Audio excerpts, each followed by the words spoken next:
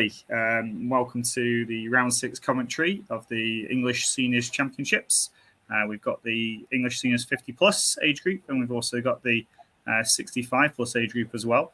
My name is Jonathan Blackburn, and I'm joined by, is this correct, Lisa? Is this current British Women's Champion and English Women's Champion?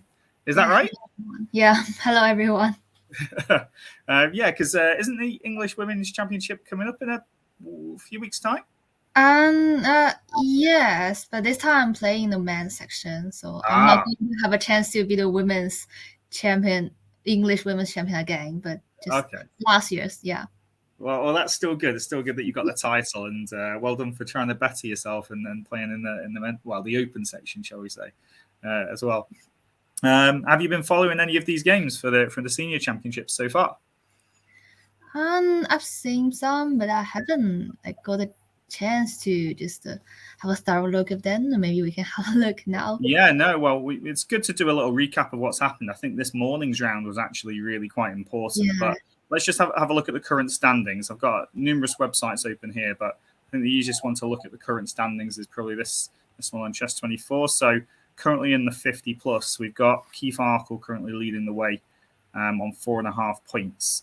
He had a really quite an interesting game this morning on round 5 against Nigel Davies, which is a win, and currently playing against Mark Hebden, who's only half a point behind on 4 out of 5, who beat Peter Wells this morning as well. So those two are currently playing against each other, and of course Mark can't really afford to take a draw because Keith will have played himself and Nigel might have maybe Peter Wells to play left, but it's quite interesting. I think it's going to force them to actually play a full game of chess, which is quite good. And lots of other obviously players down here as well, which we can have a look at as the stream goes on. But in the 65 plus one, let's have a look at the current standings. I'll just click on that. It's currently being led by International Master Paul Littlewood, who's taken one draw with another International Master, Chris Baker, back in round 4. And he's currently half a point ahead of Chris. And he's playing against Kevin Bomer, who's half a point behind him at the moment. It's I don't know. It's a case of he's got quite a significant grade advantage there against Kevin Bomer. Whether Kevin with the black pieces will try and play for a win, or whether he might be okay to halve out. I guess Paul has to try and play for a win so that Chris Baker doesn't catch him up, perhaps. So lots going on there. But yeah, it's been quite some interesting games. I think the ones that took me this morning, I think before we jump into them, if I go back to round 5, it's probably Keith's win against Nigel. I don't think I've actually played through this one yet. And I mean, I don't really. This is a Queen's Gambit. Do you play either side of this one? This opening? Yeah. I think I don't play like this. But this opening is quite interesting. Well, I mean, I play this. This is what I play. So the good thing that having you. Well, I mean, I play basically Queen's Gambit stuff and French defenses, but everything else I know nothing about. So that's going to be your area, is everything else. Hopefully you know some stuff. But I'm pretty sure that Keith plays this all the time. It's Queen's Gambit exchange variation. And that he goes for this Carlsbad structure all the time. And just most of the time he does the minority attack. Interesting moment here, I guess, where he doesn't decide to take on B7. And he's quite happy here. And he's playing against Nigel Davies with black, who I know that Nigel's quite an advocate of the Queen's Gambit declined as well. He says it's a very solid opening. So we'll see what happened in this game. That's an interesting thing. He's swapped off queens here to allow his pawns to be doubled. Would you do that? I'm not sure, but I mean, it looks like white has a great chance here because now the a7 pawn can be weakness, but I mean, after a6, it can create other weaknesses for black. Like, c5 square is very good for the knight. Like, white can play like knight a4 and knight a5 in the future. So it's what he does next, actually, knight a4, well predicted. He's a bit static, though, on the queen side, though. I know that Keith likes to play these long endgames and but for me, I can't ever really play this move b5. So basically, he's relying on, you'll get this knight to a great square, and it'll be an amazing piece forever. But eventually he's going to maybe go for f3 and e4, surely, at some point? Or is he... I don't think you can just win with pieces, can you? Yeah, another thing I've noticed is that on this pawn structure, I think it's better for white to have the pawn structure because it's kind of, you have more pawns on the king side, less pawns on the queen side. So white is able to just attack from the queen side. And my understanding is that such pawn structure is better for white when it comes to the endgame, because white has more chances to attack on the queen side. And also about the bishop. So if black doesn't exchange the bishop with the knight or with the bishop, then it will be a good bishop against a bad bishop. I mean, for white against black. So yeah. Yes, so it's kind of what you're saying is that black's pawn structure, this is where black's got the majority, 3 against 2. But black's pawns are static, so they can't move, they can't do anything. Whereas on the king's side, white will eventually be able to do something. So let's see what happens. Okay, well, that changes the pawn structure when he just takes this knight. I mean, the knight was an awesome piece there. This still means that white still can't go forward. It's never going to happen like that. So I'm just wondering how he actually wins this game. What's happened here? G4. This is a pretty standard move, I assume. Gaining some space, freeing his king. It looks very... I'm still not convinced that white's going to win this easily, but I mean, look at... Is this true? Look at the time as well to get to this position. They started with an hour and a half each and got 30 seconds extra per move, I believe. And so he's an hour 14 anyway. Okay, so this is where the king side attack comes that you were talking about. And these pawns start to go forwards. B pawn becomes a weakness. Mind you, he still doesn't look like he's losing. Okay, just a simple double up. Tactic, yeah. Oh, that's nasty. But what if black doesn't play king e8? Can you avoid that? Yeah, I think so. Maybe if he just goes... I guess it's difficult for black to just do nothing, isn't it? Another thing I know about Keys is that when it comes to the endgame, he tends to play really fast, which gives his opponent lots of pressure. Yeah, this is tricky. Okay, well, I guess the pressure just built up a little bit too much. I mean, Nigel had plenty of time here, but I guess after you take this pawn, it starts to crumble as white starts to invade, and he resigned in this position. So yeah, that was one of the critical matchups, I think, of the last round. But let's get on point with this round and see what's going on. So the top of the table clash, I guess we'll start with the 50 plus and then move on to the 65s. So this is Mark Hebden's white in this game. He's got to really win against Keith. Keith's half a point ahead. And we get the trump, which is always interesting. But Mark's been playing this for years, absolute years, maybe 20 years or something like that, maybe even longer. Okay, so this is all pretty standard stuff, I assume. Yeah. First big point, putting the knight into e5 and letting it be taken. I think this is... I'm pretty sure I've seen some theory around here, but I'm not so sure it's this exact kind of structure. That this is a standard plan for white in these positions. They f4, and Keith doesn't like to castle here. He just wants to break it open immediately. And this is where it starts to get a bit interesting. Because as we know about Keith Arkell in endgames, he seems to always get... How does he always manage to try and swap queens? It's like every game he's there, and you think, and he finds a way of somehow offering the exchange of queens. How does he do that every time? Yeah, that's true. Yeah, saying in one of the games when he played against me. Oh yeah. This was a long time ago, but recently the game I played against him, like he didn't swap the queen, but to my surprise, he just started to attack. Yeah. And I lost. To your surprise, he attacks you. Yeah, they've still got those skills somewhere in the locker, haven't they? So this is quite committal, isn't it? B4 here. But I guess white's got a little bit of a free hand. I don't know. I think Mark would be happy in this position personally, but maybe I'm... So he's obviously doubled his pawns, but he's queen h5, queen d4, and this is the position that we're in at the moment. I mean, the queen still hasn't been traded yet. So. It's like if you trade queens against Keith, it gives him a pawn advantage or something like that, just because of who he is. Where's Black putting their king? Are they castling queenside? Probably, I think that's the only option. Or maybe a king e7.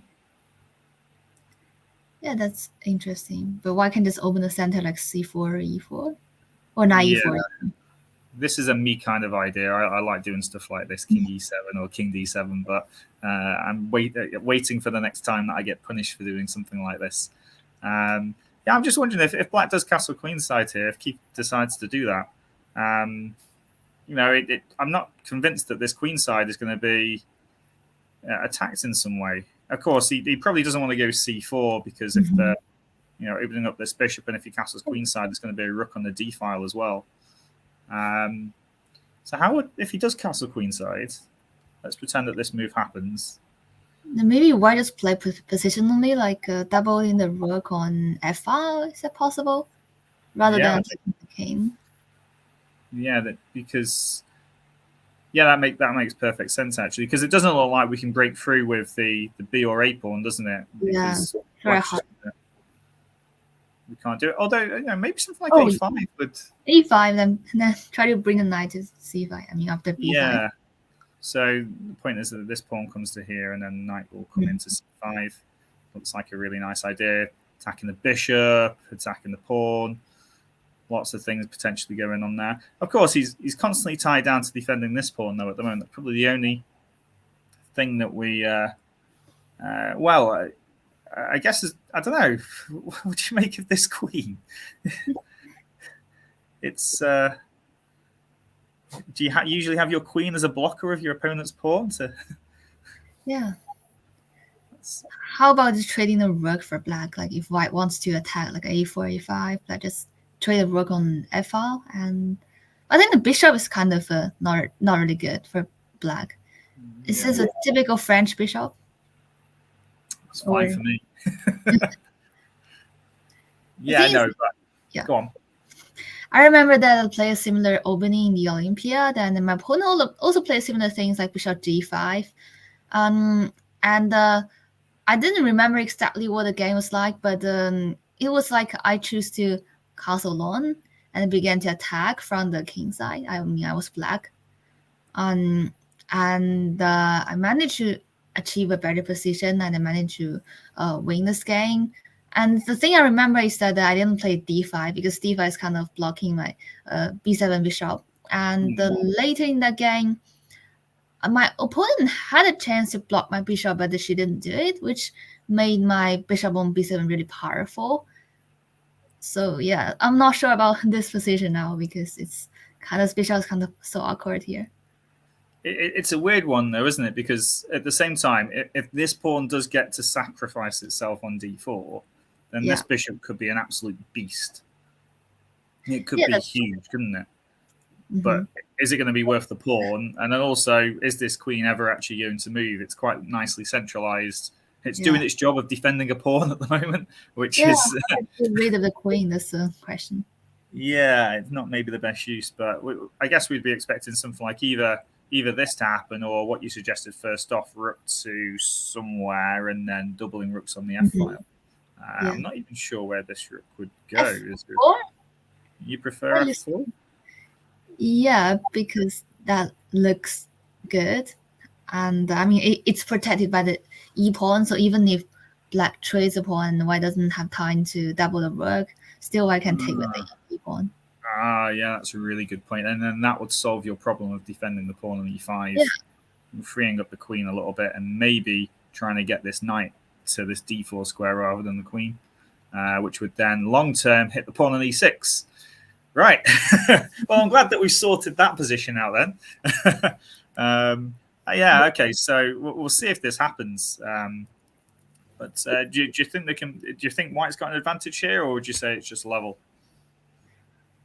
I prefer white, actually. I think I prefer white as well. Yeah. It's the minor piece, isn't it? At the moment, the bishop's no good. And I think long term, maybe it will be. a little bit better. Right, okay, let's go back and let's have a look at board 2. So this is Nigel Davies versus Phil Crocker. And okay, not much time used. They used about just under half an hour each in their game. Let's just see how it started out. Okay, G3, D5, Knight F3, G4, Knight E7. Okay, takes.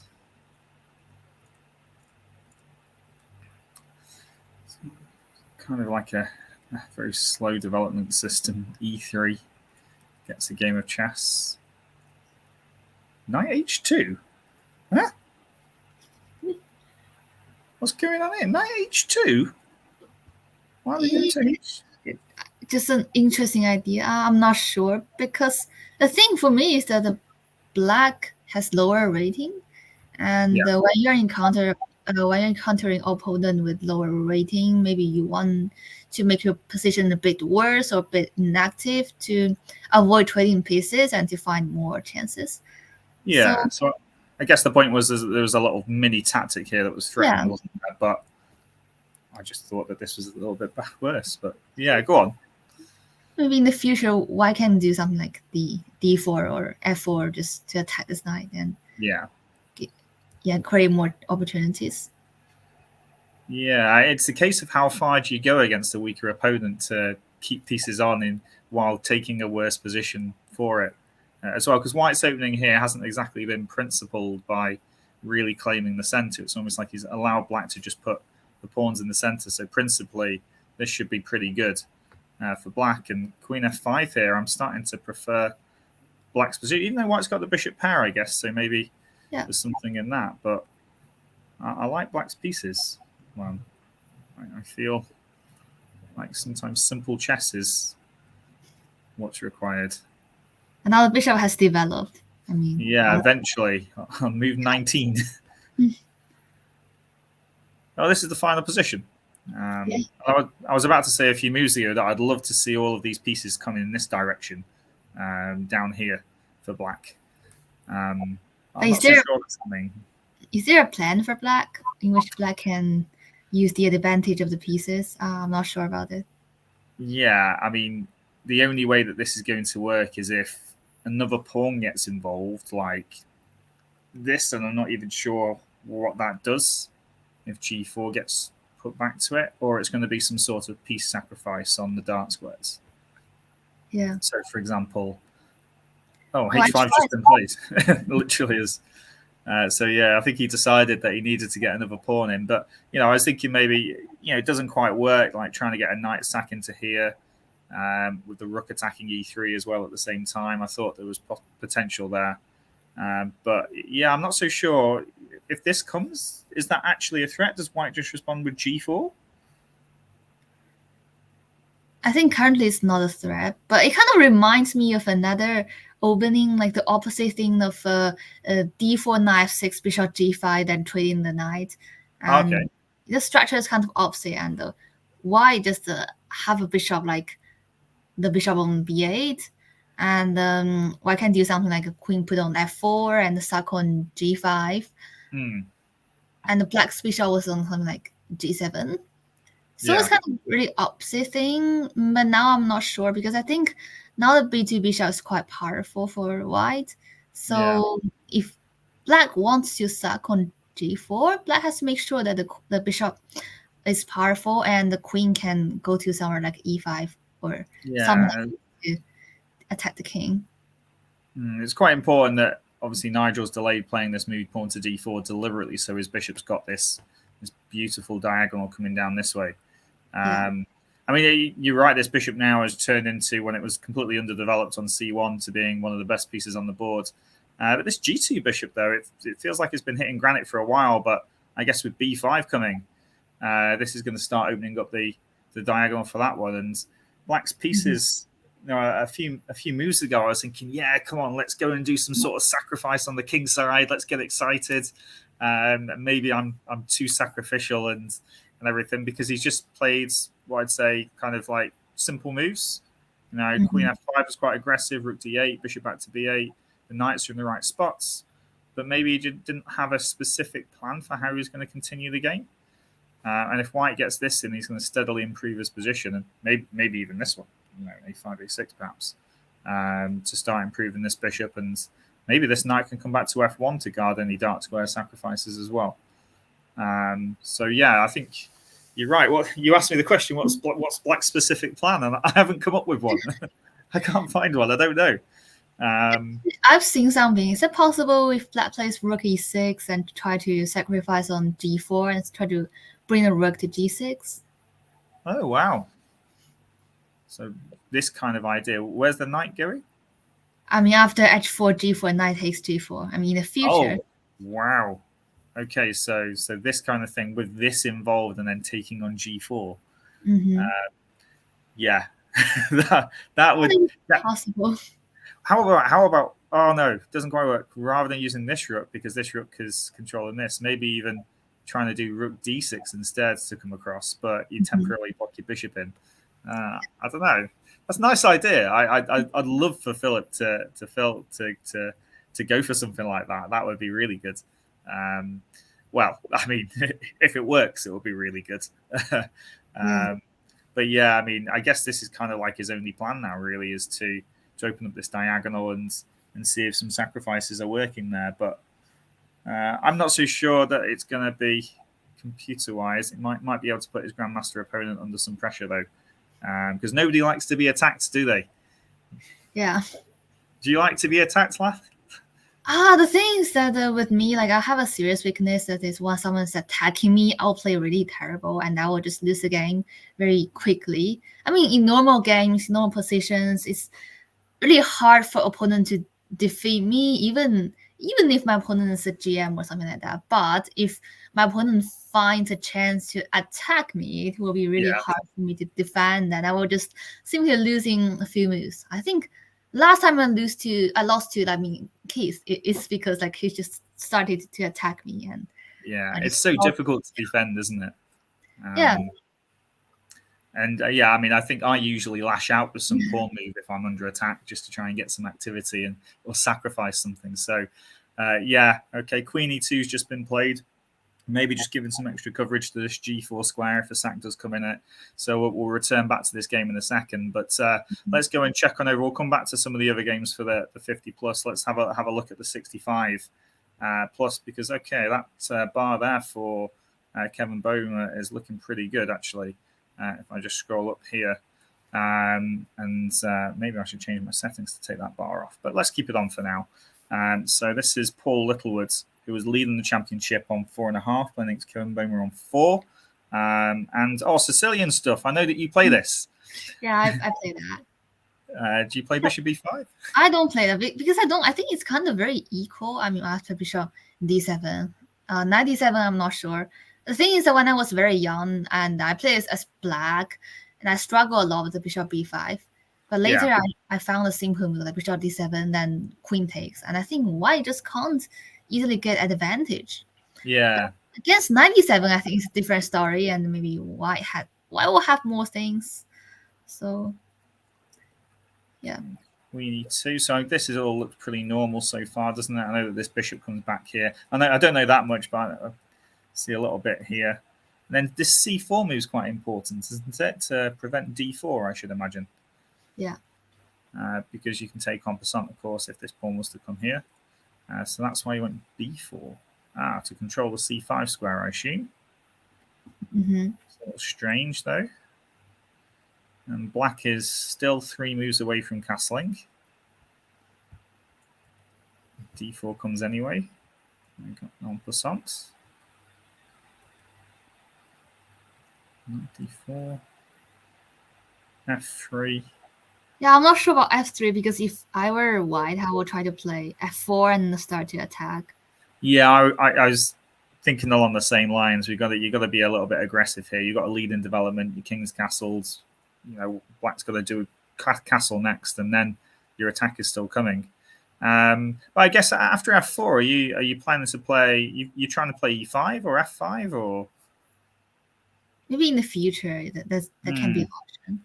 But this This position is a bit strange because the pawn is on b4s. I mean, the white's pawn, so that's quite strange. Yeah. I'm just wondering how can I defend against this c3 pawn if black just plays something like rook c8. Well, I'm guessing this knight on b1 hasn't moved, and I don't think he's planning on moving it. Maybe. Yeah. But I mean, this you know, you're right though. This pawn on c3 is backwards on an open file, and you know, this pawn on b4 is really weird on this square, isn't it? And maybe this whole opening idea of b4 back here followed by d4 is just maybe a little suspect. Yeah, so how about just d4 directly? Why b4? I just really not sure about this.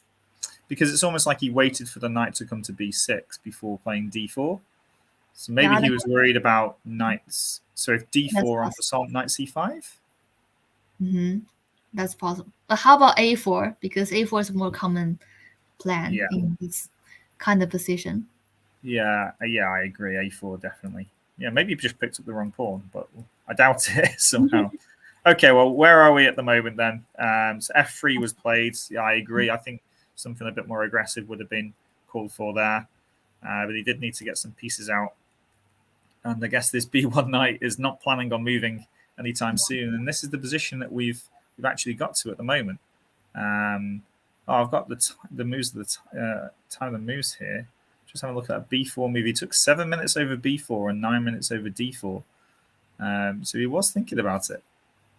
Well, interesting position. And the computer says it's equal, or at least this evaluation bar does. But I don't know about you. I think if I was playing black here, I'd be quite happy with how it's gone. Yeah, I agree. I'll be also very happy. Actually, I have found a really interesting plan for a while. Like, how about a3, rook a2, and rook c2? Oh no! Do you know what? I was thinking the same thing.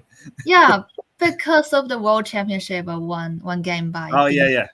And he played something like rook a2, and in that Nimzo Indian kind of delayed sameish kind of structure, wasn't it? Mm-hmm. Yeah, a3, rook a2. I mean, maybe we could have pawns on g4 and g5 and h4 before doing it and swing it all the way across to g2 or h2 or something like that. Yeah. But no, I'm not so sure about this, though, because this knight on b1 it's probably going to get countered, isn't it? Because this knight on b6 can maybe come to a4, and this pawn on c3 is going to take a lot of heat in this position. Yeah, this game is full of potential, isn't it? Yeah. Lots of things can happen. Does black want to do any e5 and d5 stuff? Not yet, I don't think. Oh, yeah, because e5, I can play knight f5, right? And this a strong square. d5, just e5 in response. So not yet at the moment. So it is going to all be down the c file. But what's white going to do apart from the great plan of a3, rook a2? Are they seriously? He's probably not going to seriously go g4, g5 or something like that. So what else is he going to do in the meantime? Queen f2? I'm not sure because queen f2. Oh, queen f2 is threatening like knight e6, something like that, right? Yeah, it's a cheap threat, but I didn't really have a plan after the knight on b6 got defended or moved. But yeah, it looks like a tricky position for both players. Yeah. Okay, knight b3 has just been played. Oh, why not e3? I really can't really understand this move. But I would say maybe the evaluation of the engine is not so accurate. Yeah, it does seem to change. I'm going to see if I can analysis off. There we go. Yeah, because it's been wrong before, hasn't it? Yeah, wrong for lots of times, like the World Championship, especially. Yeah, maybe he's just coming to a5 with the knight, perhaps, and after bishop a8, the knight just looks a bit silly there. But maybe it helps play c4, perhaps. Yeah, that can be a plan. I was thinking about all the time about attacking on the king side, but then for all of a sudden the knight just retreats to the queen side. So. Yeah, no, I prefer the attack on the king side as well. Let's go hell for leather down there and hope that black starts playing moves over that side of the board. Because I think we're going to lose the queen side as white here, aren't we? There's no point playing over there.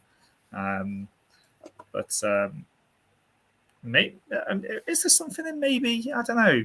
Does Queen F2 provoke the knight away? Does that give us the knight A5 and C4 or something like that? Or after Queen F2, does he have to play knight FD7 to keep the knight on B6? Is the knight on B6 quite important to prevent white from playing C4? That's possible. Although I'm assuming that white playing C4 is like awesome, but it probably isn't even awesome, is it? It's probably just getting rid of a really bad weakness, and still there's probably going to be more weaknesses elsewhere for black to attack. Okay, right. Well, we'll probably come back to this game, and I think we both agree a kingside attack there would look a little bit better. Let's have a look what's happening on board two. So we've got this is Jeffrey Moore, who's on 3.5 playing against Chris Baker, who's the other chaser, half a point behind on 4. So let's have a look what's going on here. Whoa, is this some weird Caro-Kann by the looks of things? Let's just go back to the start. The advance. Do you play the advance against the Caro? Depends on my mood, actually. Oh, it depends on your moods. And this C5 move, I don't know much about this, but I know obviously Bishop F5 is one of the main options, but C5 is quite an aggressive way of just trying to take it, and white usually does snaffle that pawn off. Okay, so and tries to keep it, don't they? And if you're in a bit unlucky as black, then white keeps all the pawns and just stays a pawn up. Okay, so we reach rook c8, bishop d3, and then knight g6. Is black just a pawn down? Oh, moves just happen live. Bishop takes, yeah. So I guess double pawns, but opening up the file for your rook. Probably going to recapture the H pawn, I imagine. Yeah. And then probably play something like bishop d4 and just go, I'm a pawn up. Because there's a big rating difference here. Chris Baker over 2200, international master. Jeffrey Moore, 1969.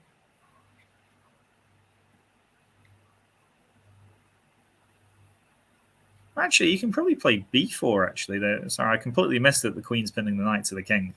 I was also thinking about it, but after b4 or bishop d4, I don't know black's plan, so probably I'm not familiar with the position for black, so I kind of have no idea how can black just how about rook h5? Yeah, the problem is, what does rook h5 threaten? Because white might actually want to play a move like g4. It sounds crazy. Let's say bishop e7 and king f8, and then yeah, h5. I think those two moves are pretty much guaranteed, aren't they? But even if rook h5 does come, white's probably got time. Even let's say white plays sensibly and just sticks the bishop on d4 and sticks a rook on e1. How is black regaining the pawn here? It's hard. I mean, I'm used to these positions, but with black having a bishop on c8, which is even worse. Yeah.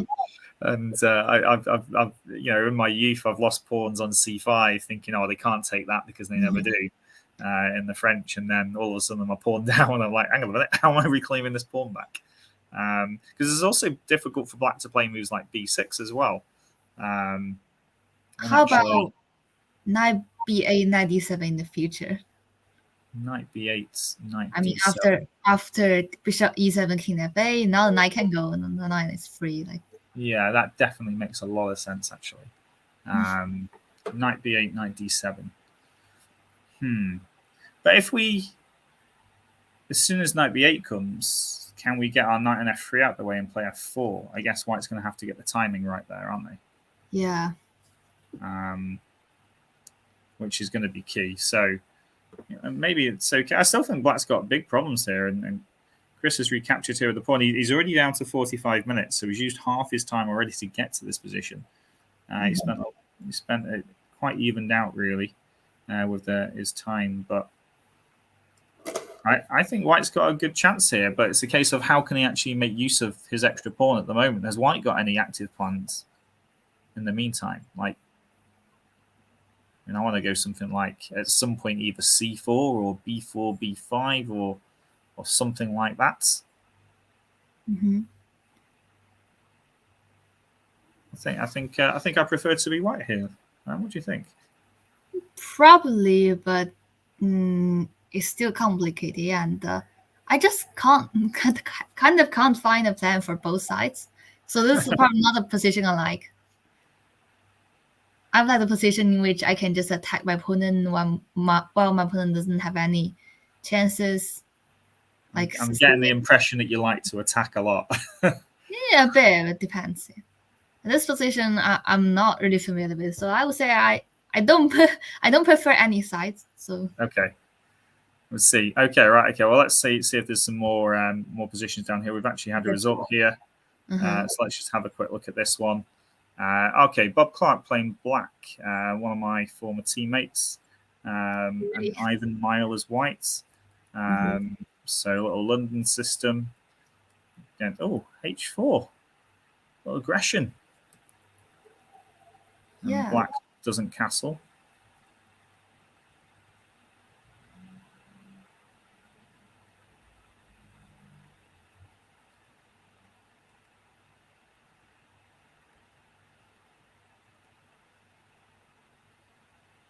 A lot of knight moves in this game so far, and people not wanting to commit their king.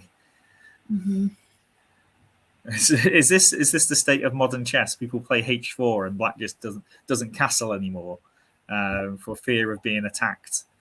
Yeah, I mean, the idea of H4 is very popular, but I'm not sure whether H4 now really works. I mean, it will work better in Rapid and Blitz, but yeah, black can just choose not to castle and like this, so I just can't get anything. Yeah, and he's got that H5 square under control anyway. Even if he does castle, I think he's got it under control. But okay, they agree to draw in this position after a bit of repetition. So that takes how many points is Bob on now? 3.5 out of 6, and Ivan goes to 4 out of 6. So good tournament for Ivan. Actually, not lost a game. 4 draws and 2 wins. It's unusual. Okay, let's have a quick look at boards 3 and 4 before we flick back to the over 50s. Whoa, okay. Oh, sorry, I thought somebody was a piece up there, but they're not. So this is Paul Rains against Ian Snape.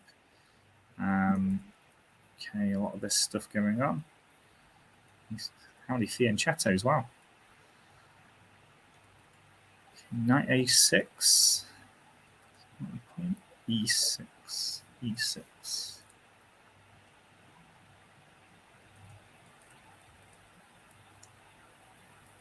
Takes. So we've got the hanging pawns for black. Yeah. And I guess white's going to go after them and does so immediately, but easily to defend. So it's just an exciting game, isn't it, with this different kind of pawn structure and these that's true. Long diagonals for these bishops to go onto. Mm-hmm.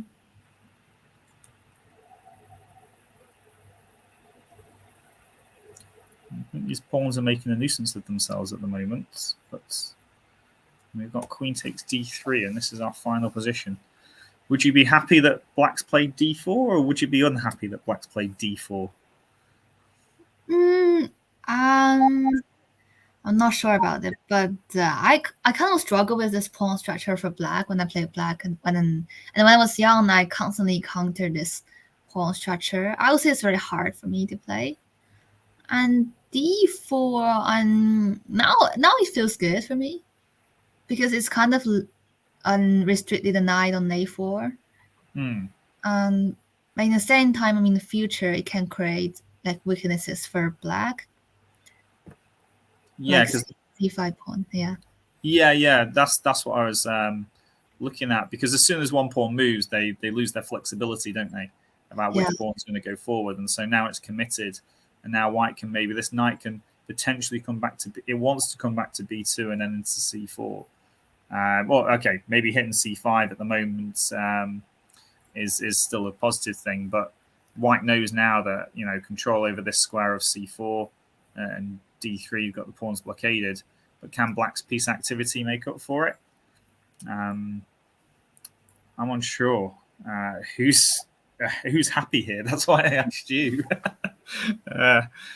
Let's see what was going on. Has white maybe got a plan of b4 at some point? Is that dangerous? Or not at the moment, but maybe later on. Yeah. Okay, well, that game is finally poised. And then let's have a look at. So who's this? I think it's Roger de Coverley who's playing black. Drew with me actually only last year. And Norman Hutchinson, 3.5. And how many points is Roger on? He's on 2.5 out of 4. So he must have had a couple of buys perhaps. So a lot of moves in this game. Let's just look at the final position. What is going on here?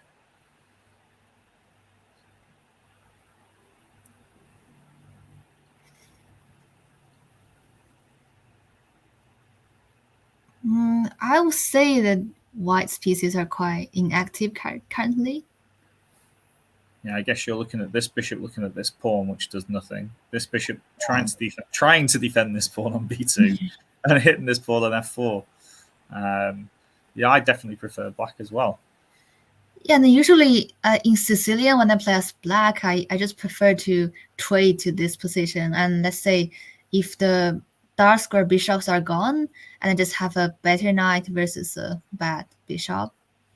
Yeah. In Sicilian, it's a really, I wouldn't say it's the same, but similar structure in which the bishop is really bad. I mean, the light square bishop for white. There's actually quite a nasty tactic here, isn't there, actually? That if black thinks that they can win a pawn by taking on e1 and then taking on b2, white can insert a... After bishop takes b2, bishop takes, rook takes, queen e8 check. Forces queen f8, doesn't it? Yeah. So you're not winning material just yet as black, but of course you don't have to take on b2. Yeah, that's true. I think black can simply take the rook and then try to occupy this e file, like by playing queen f7. Is that possible? Attacks d5, so yeah, looks pretty useful.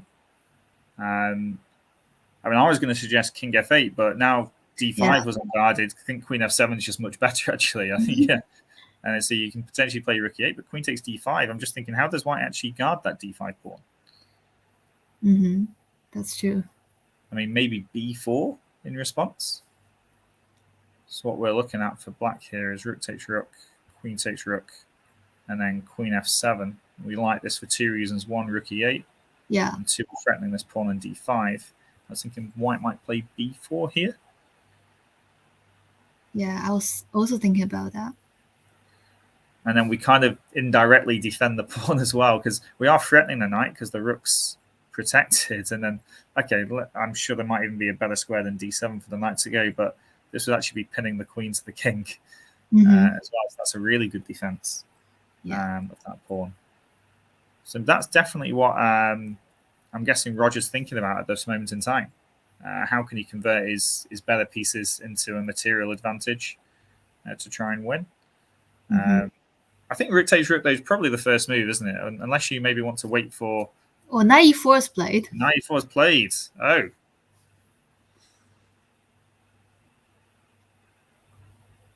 So I can understand how he thinks his dark square bishop is better than his opponent's dark square bishop. Probably, but I wouldn't be happy that the knight is traded by this bishop because I like the knight so much. Yeah, that knight was looking pretty good, wasn't it? Because I think as well with it if you're going to bring the f5 pawn to e4, so let's just pretend that this happens and we can maybe swap rooks or not, but I don't know. This feels like this pawn could be a winner for black, but it could also be rounded up perhaps. It could be a weakness for white to target at the same time. Yeah, I don't know. I think you just lose a little bit of control there, don't you? Over your position. Okay, well, that one's just starting to get interesting as well with knight e4. We'll see how white continues afterwards, but we'll flick on back to the 50 plus, see what's happening in the top games, and then we'll go down through the rest of the games as well. So this is the game that we just looked at last time. I think we did mention, we saw it at queen e2 between Nigel and Phil Crocker, and h4 was played, followed by g4, and he went back to e6. He went knight f3, knight g6. Is there a knight f4 threat here? Yeah, very obvious. And so we went queen f1. Does that change our evaluation from before?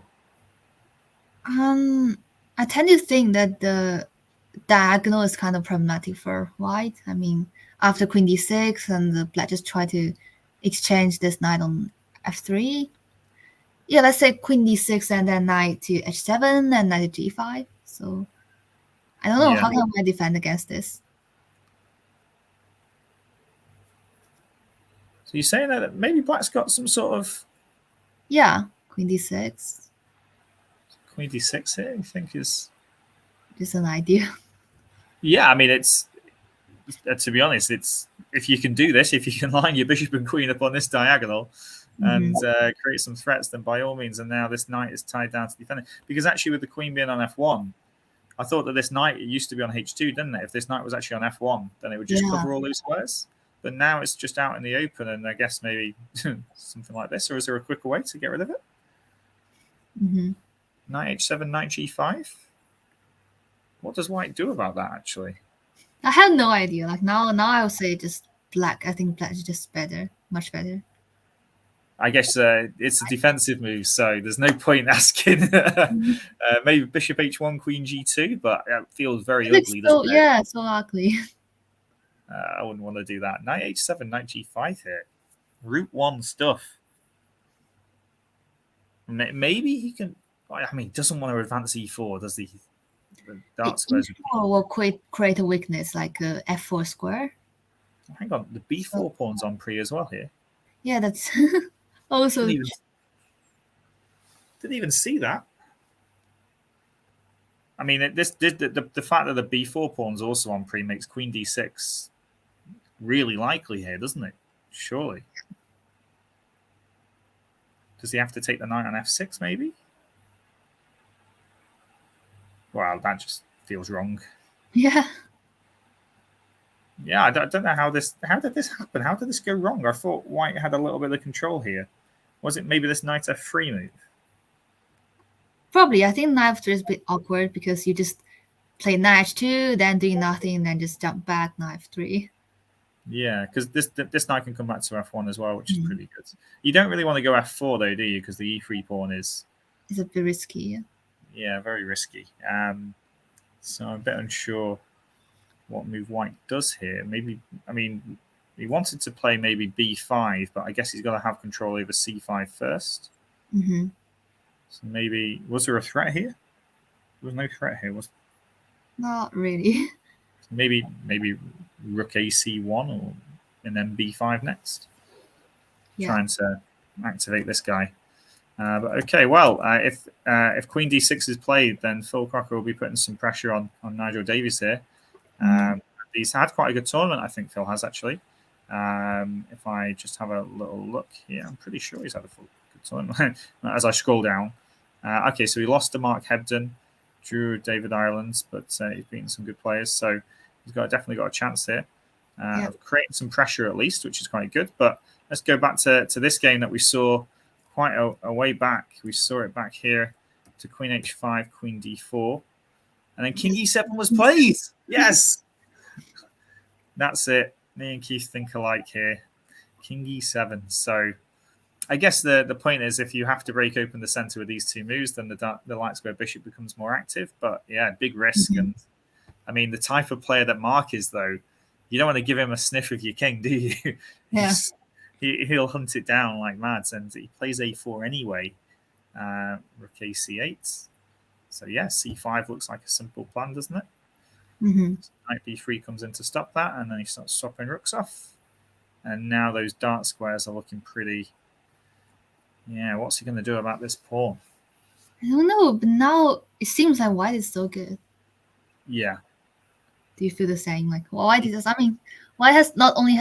has an open file, but also white has a really good knight against a bad bishop and attack on the queen side. So yeah, I mean, like there's positions like this that you learn about as young children, where this knight can just attack two weaknesses on a6 and e6, help anything getting into d7, attacks the bishop at the same time. Actually, the bishop wants to be on c8 here to try and guard all the squares. And yeah, I don't know what does he do about this very simple threat of just winning a pawn here. Although technically he doesn't win a pawn because you can take on c3, but the bishop on b7 is just one after that, and then it's going to be checkmate on the black king.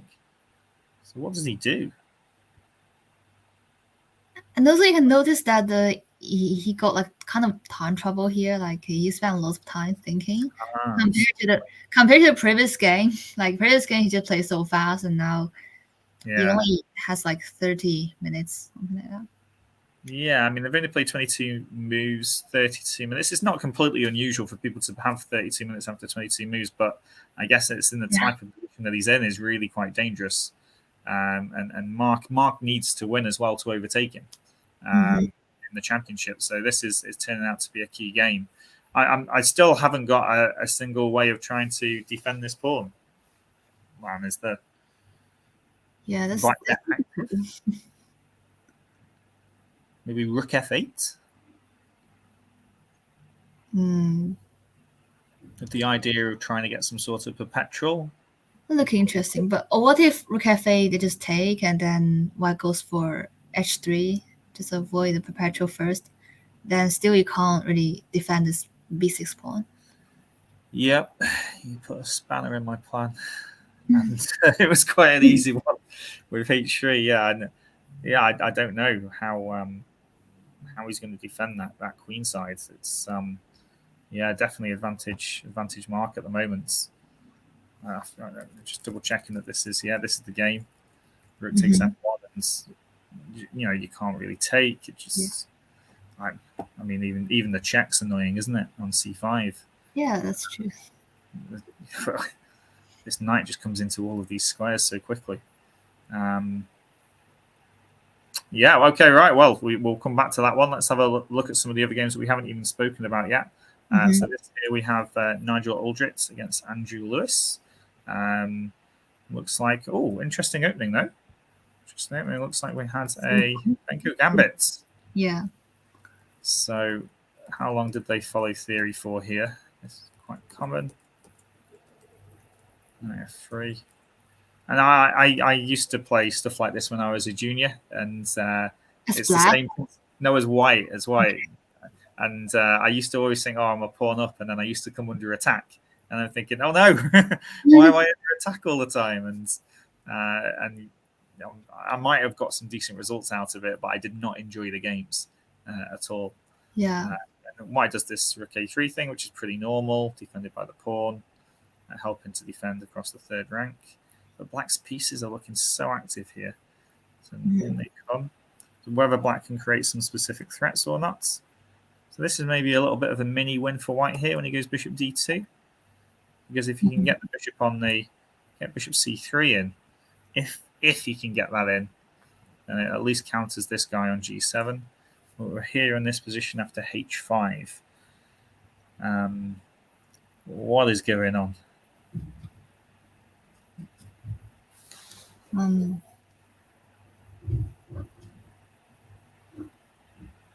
It's interesting. He said, I'm not sure, but black's pieces seem to be good.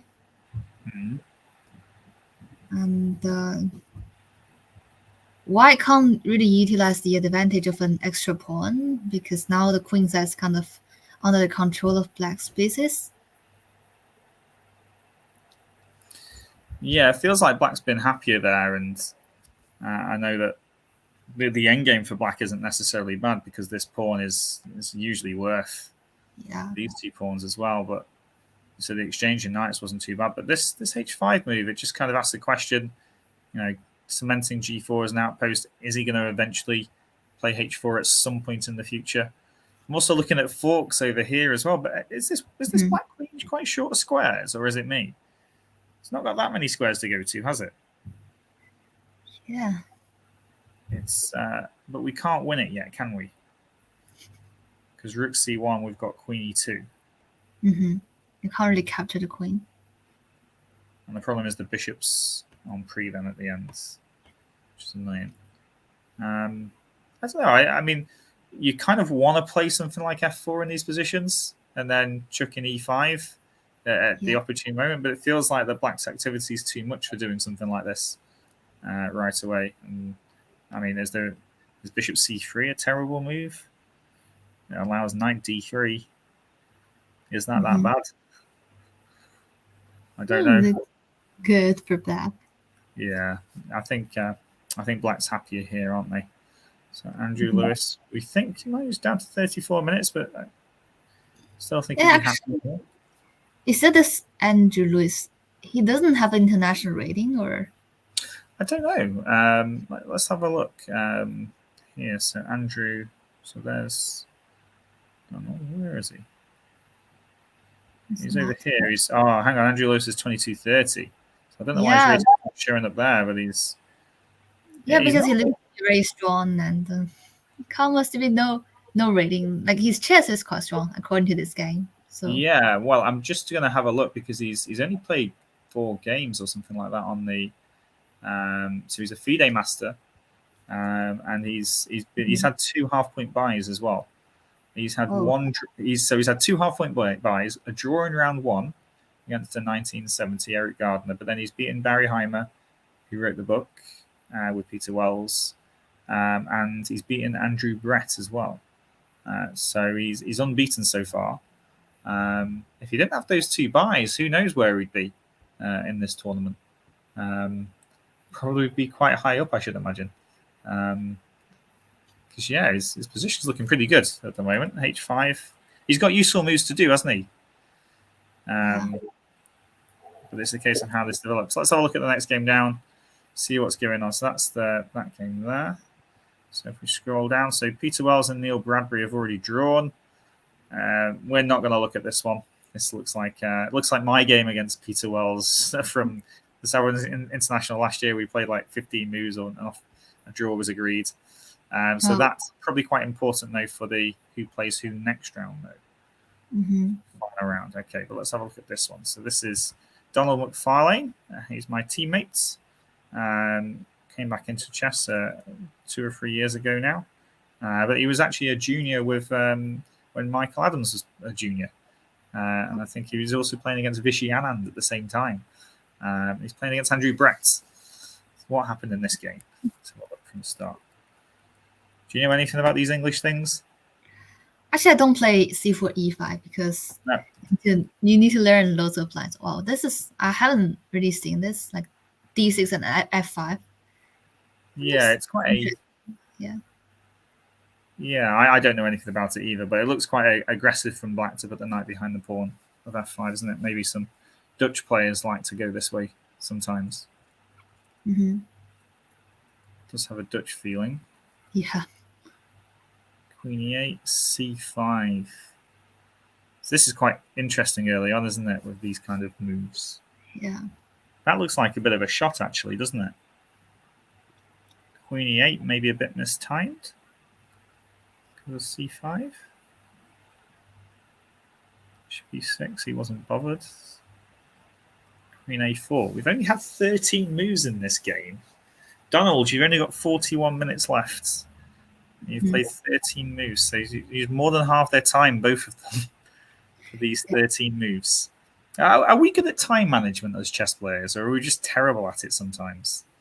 Yeah, that's true. Like, if you don't know opening, you can spend lots of time thinking. So that's also my problem. I mean, I think we're saying things like we don't like it when we're defending. We get into time trouble when we don't know the opening. These are just problems that every chess player has, aren't they? Even the world champion, like this time. Yeah. I mean, okay, Queen A4's played. What's going on in this position?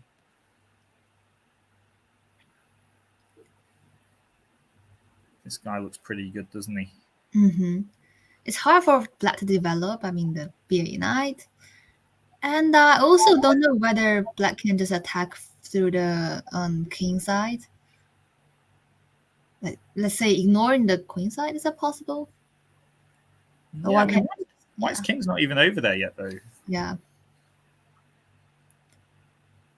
But I'm assuming you just want to completely abandon the queen side, though.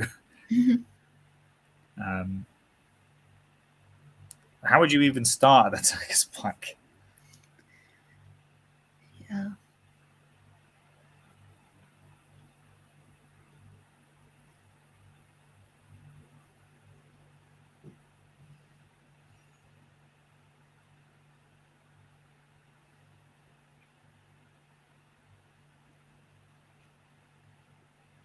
How about bishop d7, then try to play c5, try to bring the bishop to c6? Okay. I was thinking similar kind of ideas, actually. You're trying to get this bishop onto basically this diagonal, aren't you, to try and nullify the power of that bishop. This is a nice idea. So I guess you want to play c5 and then follow it up with bishop c6. Looks like a nice idea. Feels a little slow. Maybe this queen can maybe even shift somewhere. Maybe a5 is quite good for it, or c4, c4. No, just gets attacked again.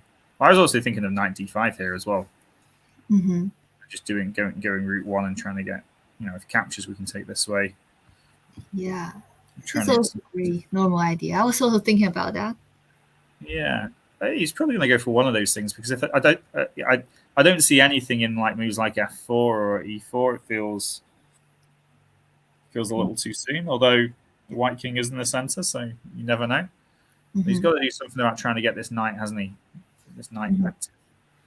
He's not going to go a6 or a7 here. I don't think that's going to be as good for him here. But you can understand why they're taking their time over these moves. This one's definitely going to head towards time trouble very quickly. So we'll keep an eye on this one, I think, for sure. Also, I think this tournament, it doesn't have an increment in the 40th move. So no, I know. I mean, I don't know. Obviously, when we were playing up in Edinburgh, it was quite a quick time control, wasn't it? Yeah, so they're going to just play rapid or blitz when they are in time trouble. So when I play this kind of time control, I had a strategy that is to make both sides come to time trouble and just compare to whose blitz is better. And if I play this kind of tournament, I will usually practice blitz a lot, and so that I can play the blitz really well, better than my opponent. Yeah. Yeah. So do you see yourself as better as a blitz player, or do you prefer longer play? What was your perfect time control? Actually, now I think I'm a bit rusty recently. Before, I'm really good at rapid blitz, but when I was good at rapid blitz, my standard game was not really good. And then I improve on my standard game, but then comes to the result that my blitz and rapid wasn't so good. But recently, I'm not sure because I haven't played many games. And I'll play more in the future, probably this summer. Yeah, I know it's difficult to keep the balance. I always try to lean towards longer play games, but I don't know. I'm completely erratic at blitz. I sometimes just do silly things just for a laugh. I don't know why. It's a bit crazy, but in these hour and a half each tournaments where you've got 30-second increment, you can very quickly get yourself into time trouble. And I learned that the hard way a few times. This is Ian Thompson is black against Bruce Baker here. We have almost like this weird kind of Trump theory. What? Sorry, what? G4? Did I see that correctly? Yeah, probably that can be an idea. But that looks strange. Maybe they just play for fun and they just enjoy such strange news. Yeah, well, this guy's from the United States. From the flag here. It does, doesn't it? Bruce Baker does have his flag as United States. I don't know. It feels strange, but I think it shouldn't be like from the United States. Yeah, I mean, I'm sure if I check over here and we... Oh, that they have to be English. They've all got to be English, yeah. They've all got to be English flags. Yeah. Which is because I'm not allowed to play in the English championships. That's true. Yeah, I suddenly thought about it. But in British, you can again. Yeah, I could play the British. Yeah. So knight a4 in this one. Bruce Baker, Ian Thompson. Looks like a fun opening, but it looks to have mellowed out a little bit. Although definitely going for this square with his knights. Yeah. Yeah, I think I prefer white here a little bit, actually. This knight. What's this guy doing on h6? His work went wrong. I think g4 definitely is not good. I mean, the opening, the idea. Some moves must be wrong for black. Well, he went knight h6 here. Oh, that's why. Which seems a bit surprising, though, to go knight h6 here, because after this exchange of pawns, the knight on h6, its only route in is going back to f7. Yeah. and it doesn't really want to come to g5. It doesn't do anything there. So the only other place maybe is he wants to bring it to e5 after moving the pawn forward. That's possible. That is possible. So is that possible? So knight a4. So maybe e4 here. Then knight c5. How can you ever defend against knight c5? Oh, and also, threatening bishop g7. Yeah. Okay. I'll hold my hands up. I'm not liking this. Maybe not e4 then. But if that's not possible, I don't know what this guy's doing on h6, because he can't come back to f7 and then d6. It feels in the way. So even though Black's got these central pawns there, that are controlling lots of squares, I feel like White's done quite a good job here of controlling around the edges and controlling some key points. And this g4 pawn, I think, is doing a great job of keeping the knights out of this square. Early on, that was played. Wow. And so Bruce, I wonder if Bruce maybe, used to live in America or something like that and came over. That would be interesting to find out a bit more information about him as well. Actually, the thing is that when I was still in China and when I still had a Chinese flag in chess, I started to use English flag already in chess.com, and then I transferred. Yeah, I mean, I changed between United Kingdom flag and Wales a few times. It helps you sometimes if people search for coaches on chess.com, and I think I'm in like one of two coaches from Wales available, which is quite good. Okay, time trouble approaching in that game. Let's have a look. So there's also, I'm assuming, we got a result here, so we'll have a look at this win. I'm just wondering, is there any female participants in here? Because I'm assuming there's another over 65. Yeah. I think Natasha is playing, right? Okay, so Natasha's playing, but not in this section. She might have, or maybe she's had. I think she's in this section. Yeah, she is in this section. Before I question. She must be having a bye this round. Okay. Oh, it says she's black against Richard Betts at the moment. So where's that game for Natasha? Richard Betts is not currently showing up. Maybe she's just not on the live boards, perhaps. Although, probably. Let's flick over to this one and see if maybe it's a little bit further down. Here we go. Oh. So Natasha is playing. So it's just not loading on chess.com at the moment. That's all it will be. And just a quick shout out to anybody that is following us on Twitch. Thank you very much for following us. See a few new followers, Frenchy155 and Blue Grey Haze.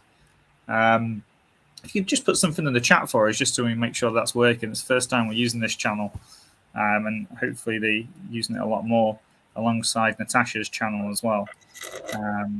Looks like she's gone for the Queen's Gambit accepted, which I love it if people play the accepted against me.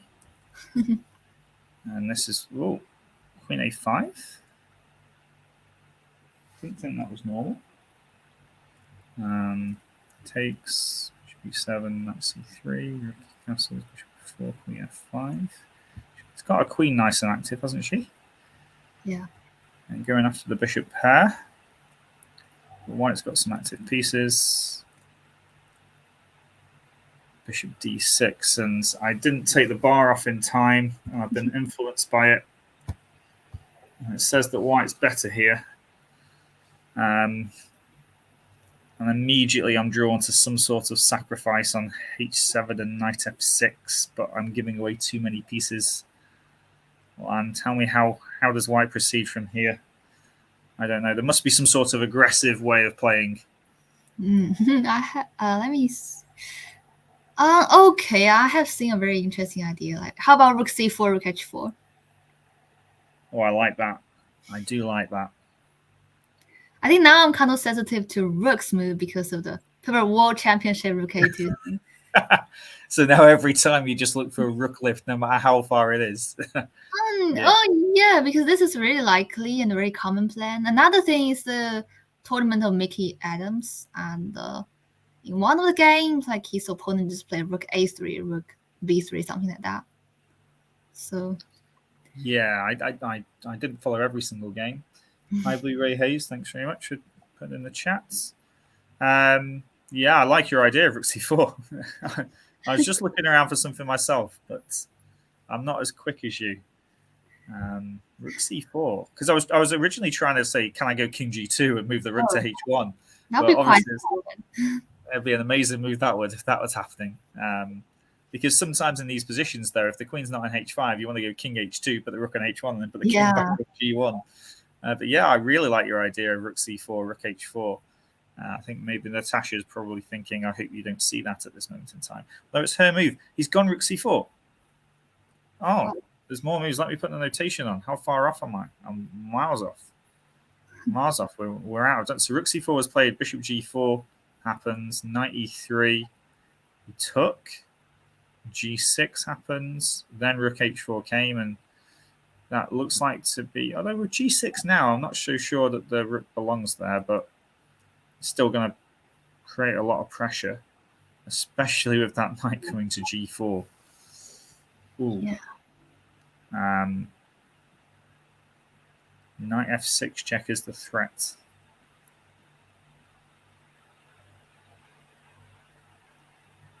Now I think it's hard for black because white is attacking actively. Yeah, when your pieces are active, it's always difficult to find. Because I mean, maybe bishop e7 comes with a tempo on the rook, perhaps. It feels a little loose, though. It's almost like you do want this bishop kind of in here at this moment in time, don't you? I mean, f5 is the risky way of playing. King g7 played. It's probably quite a good move, actually, because f5 was going to run into some sort of bishop c4 check ideas. King g7, but I do feel something like f5 here. I was also thinking about that. We want to do this move, don't we? We want to go forward and try and get our queen to g5. I mean, can I play f5 now? Is it possible? I don't know. Let's have a look. I've seen a really complicated line, like bishop g3. Oh. So what happens after that then? f6 check? f6 and probably king g8. And let's say queen d2, is that possible? I'm just threatening queen h6. And also, queen h6. Oh, yeah, no, I can't see a good way of stopping that. I mean, you can't even play g5 because you've got bishop h7. I mean, can black just take on f5 here? Then let's say queen d2, is it possible? If you take now.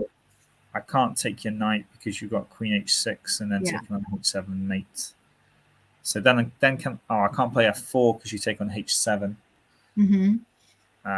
So taking on f5, queen d2. Queen d2 is really annoying. Yeah. Queen d2 because you've got two threats of g5 and h6. So what does black play then? So we can't take on f5 here if f5 is played. I don't think, anyway. I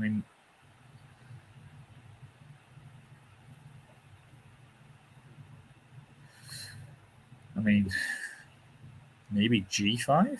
No, that doesn't work. Yeah, still f6.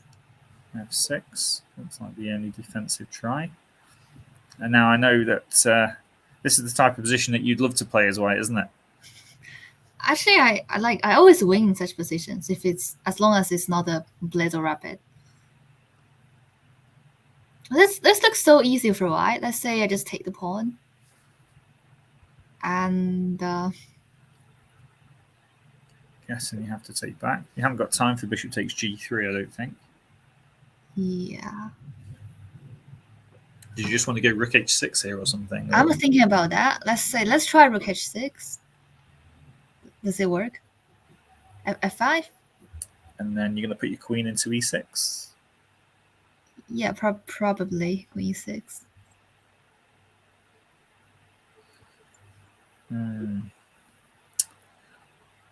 Yeah, that is. We can still fight on. Is this still fighting on?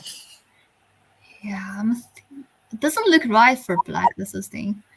We've got an attack on the bishop on d6 if our bishop moves somewhere. So Yeah. But I'm not too sure it's I mean, you haven't even looked at any sacrifices there, have we? You just tried to attack just without giving away any pieces. So there might even be something even more critical. I didn't see any sacrifices though, but I feel like yeah, Natasha would be under a lot of pressure to find all of these moves, especially this move f6. I think it's quite difficult. But then again, maybe if you look at everything else and it just loses, then maybe f6 is the only move here as well. Can't start with rook h6, can we? Because of g5. Okay, yes. Yeah. But yeah, no, we're definitely expecting f5 here, then, aren't we? And Natasha looks would be on the ropes there. So I think she's hoping that Richard doesn't find f5. I think Richard lives actually by me, actually, just north of me. So I spoke to him a few times. He runs a junior club, I believe, in Northwich. So good luck to him there. Let's have a look at some of the other things that have gone on then. Bruce, Maroney and Thompson. So it says Bruce Bear there. Did it say Bruce Bear on this one? Is that a different name? It says Bruce Baker there. It's the wrong name, isn't it? That's why. Always wrong, and that's why the flag is wrong. Bruce Baker, and it should be Bruce Bear. And that's if we're pronouncing bear correctly. Where have we got now? Wrong one over here. Yeah, because I played Bruce actually back in January. Very aggressive player. So he's only lost to typically he's quite an aggressive player, and he's lost to the 2 Grandmasters but won the rest of his games. Okay, so that was that game. Okay, so what haven't we looked at? So we've got here a win between Mark Jose, who's been had a good tournament early on. Mark has he drew with Keith, drew with Peter Wells. He's only lost to Philip Crocker, which isn't exactly too bad, but won the rest of his games and had a draw with Nigel Aldrit as well. So Mark Jose, he's nicked 2 Grandmasters, and here he is with a win over Paul McMahon. Was that king on e4 at the end? Is that just me? Knight h5 this early. That's interesting. Knight c6. Ugh. What? Oh. Is it just blunder? Or it looks like it could just be a blunder. Yeah. Or is he trying to trap the bishop? Structure, yeah. So because you usually don't play like this, like knight h5. This looks strange. Yeah, it does. Oh, but there's too many things blunders. I think it's a lot of things already. Yeah, and this is why this king ended up on e4, I think. And then the killer move here is king d2. Yeah. A lot of juniors that I see would play something like f3 and just keep checking. But actually just a quiet move like king d2 is the way he cuts off the squares that the king can move to. Also protects against queen takes c3 as well. And just f3 check next move would be checkmate, I believe. So yeah, nice win. But shame about I don't know whether it was a blunder or whether it was planned, Like here. Let's just have a look at the times just very quickly. It's a bit of a shame to have the game ruined by that. But here, he did spend 4 minutes over knight e7. Maybe it was a blunder. Maybe it was planned to try and trap the bishop in. But okay, game over. And Mark moves on to 3.5 points. Was that 3.5 points? 1, 2, yeah, 3.5 points. Okay, so we've still got a few people to play through. I think we missed this game here, which is Alan Byron against David Henderson. Start to get down to some time trouble here. This is looking pretty interesting. I do like the way that Alan's played this position. Knight on d4, blocking the d4 pawn. h4 and g5 pawns advanced.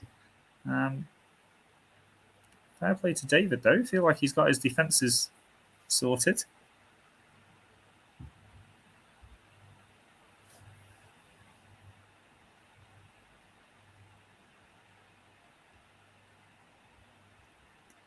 I like how this bishop controls the c8 square.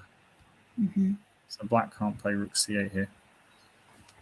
Yeah, looks to be quite good for white. Yeah, he's active. Maybe he's just going to keep going forward with his pawns at some point. Or maybe he wants to play something like queen c7 and kind of transfer it into a better piece endgame for himself. Queen c5, queen c7 probably. Yeah. To exchange that way. Okay, just a bit of a roundup then. So we've got a few more. Eric Gardner against Matthew Wilson.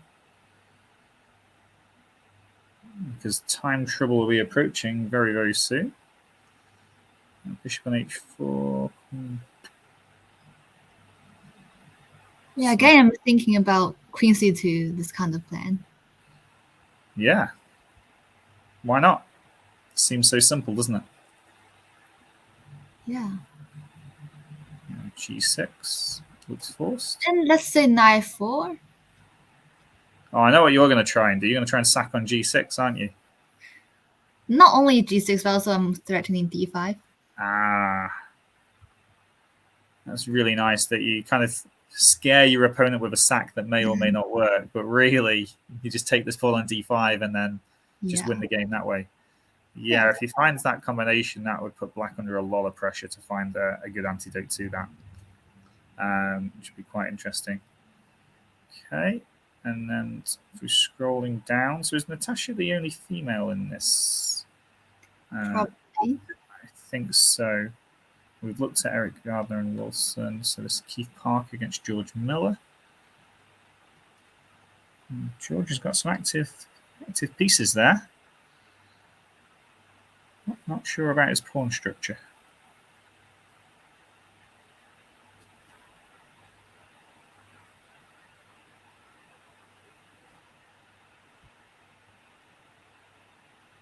Not sure about his pawn structure there. This rook feels a bit weirdly placed. Yeah. It feels like, even though it looks like it's scary, I'm not so sure though. You know, C3. There's lots of checks going on. Something could happen. I don't like how this queen is holding this C8 rook together. Yeah, I would prefer white actually, because the pawn structure and the black's rook and the back rank, they're all in trouble, so it's hard to attack. Yeah, these are all loose pieces, aren't they? The queen's tied down to defending C8, but I mean, if this bishop ever got to this square, H3, and skewered all of these pieces safely, then it would be okay, wouldn't it? But I think there's, you know, if bishop H3, is black going to play? Because if knight F3 check here, we can just go king H1, can't we? Oh, no, we can't. Queen H5. No, we can't go queen H5. Yes, that's quite possible. Rook takes G3? Really? Yeah, we're just take with the F pawn, and then after queen takes bishop, you can take on F7. Yeah. So this is doesn't really work. Doesn't really work. And then we have this chess.com and lie chess tactic, queen F8. It's like the queen puzzle rush kind of stuff. So I'm just wondering, does bishop H3 just win here? I think it's winning. Knight F3 check, king H1.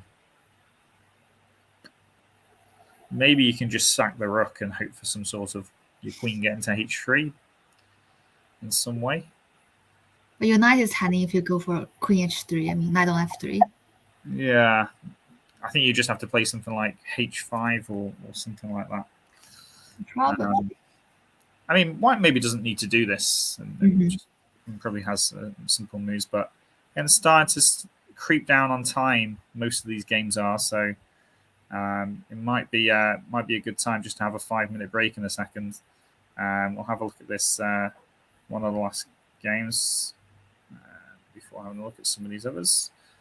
Mark Rich versus Barry Heimer. Oh, the king on E3.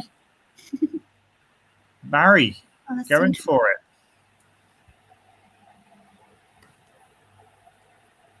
How did this happen? Where was the attack? How did this happen? This looks exciting. So hang on. So D5 takes.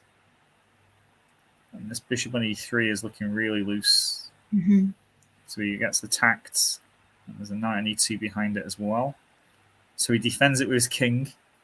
That's awkward. And then this knight takes this pawn back, threatens the bishop again. Moves the bishop. So the king's now defending the knight on E2. Whoa, knight takes H3. It's fun stuff. And Barry showing no fear against his nearly 200-point higher rated opponent on these ratings anyway. Yeah. Pawn takes check. Takes again. He's no fear whatsoever. So what happens after queen takes there? Knight 4. And then you just lose to, you move the queen away, and maybe it transposes to this. This is what happened in the game. Yeah, okay. So we reach this position, and white is an exchange up. Yeah. The king is like dangerous. Yeah, king is stuck in the center of the board. Is black winning this, though? It must be some forcing way of winning. The knight on f4 is hanging there at the moment. Mm-hmm.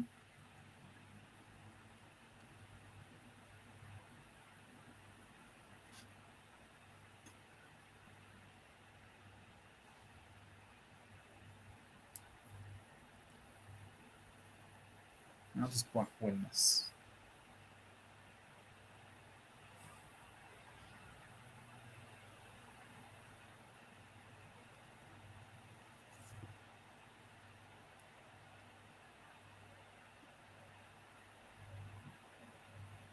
I'm not sure about queen e2 because it looks risky. The king can just takes the knight and run away. And bishop d6 is no good after that. King f5. Oh, the king keeps coming. Yeah, and g6, king f6. So that's the thing I'm worrying about. Oh, wow.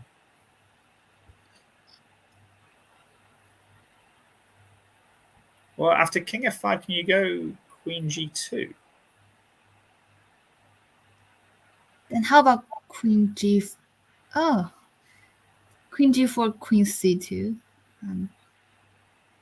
It's interesting. Yeah, so this is probably what's going through Barry's mind at the moment is, does he need to sack the knight? But I know if I was him, I'd probably play something like... I'd try not to sack the knight in this position. I don't think he probably needs to go down that line. It's How like about quite risky.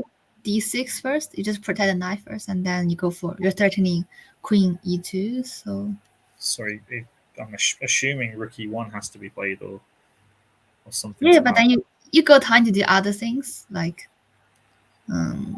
king queen f8. Yeah, that's also an idea. Yeah, king f8 with rook e8, and maybe just take the h3 pawn and let knight g2 check when you're exchange back. Yeah, that's true. Yeah, so we're expecting Barry maybe to win this one as well, but we'll see what he does. Okay, so we've had a look at most of these games. I'll flip through some of these as well. So this is Dominic Gibbs against Graham Cole. That is looking like a draw. Yeah. I'm not sure. Maybe just quite a lot of play. We also missed this game from Donnelly. It's Andrew Donnelly, David Ireland.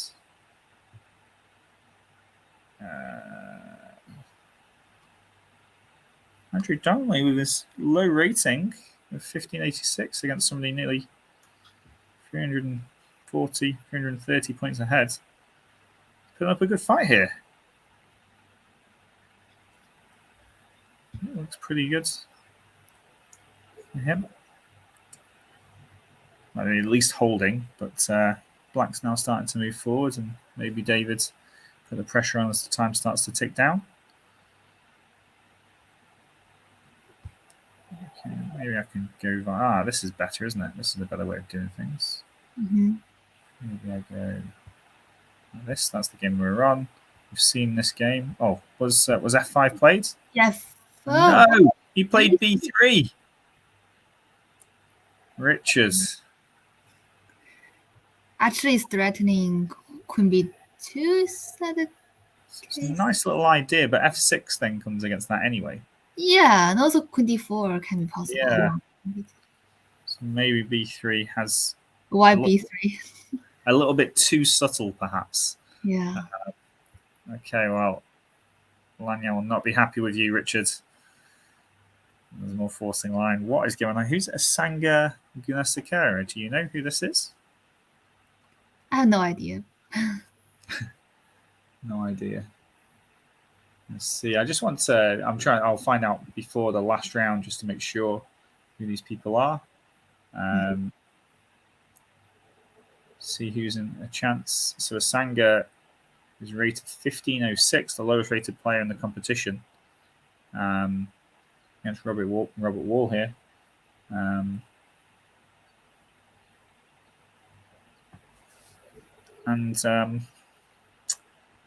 I think Robert's starting to pile on the pressure at this moment in time. Yeah. I don't know about you, Lan, but it's probably about time for a 5-minute break or 10 minutes or something like that. Just to have a little bit of a break because we've still got another hour and a half left or so when it's going to get crunch time. I think they're all about to hit time trouble.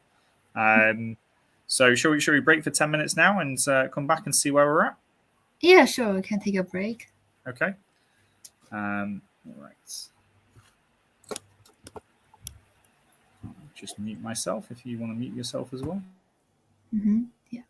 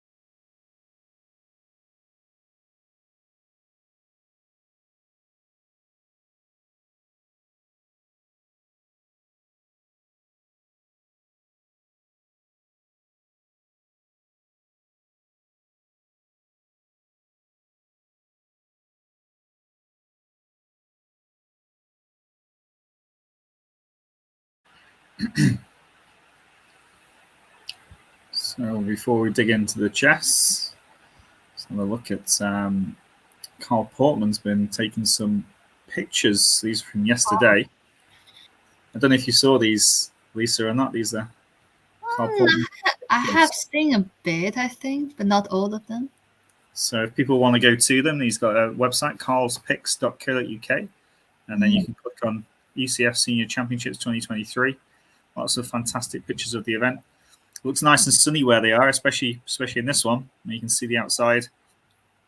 It's a glorious day today as well. A lot of people in action there.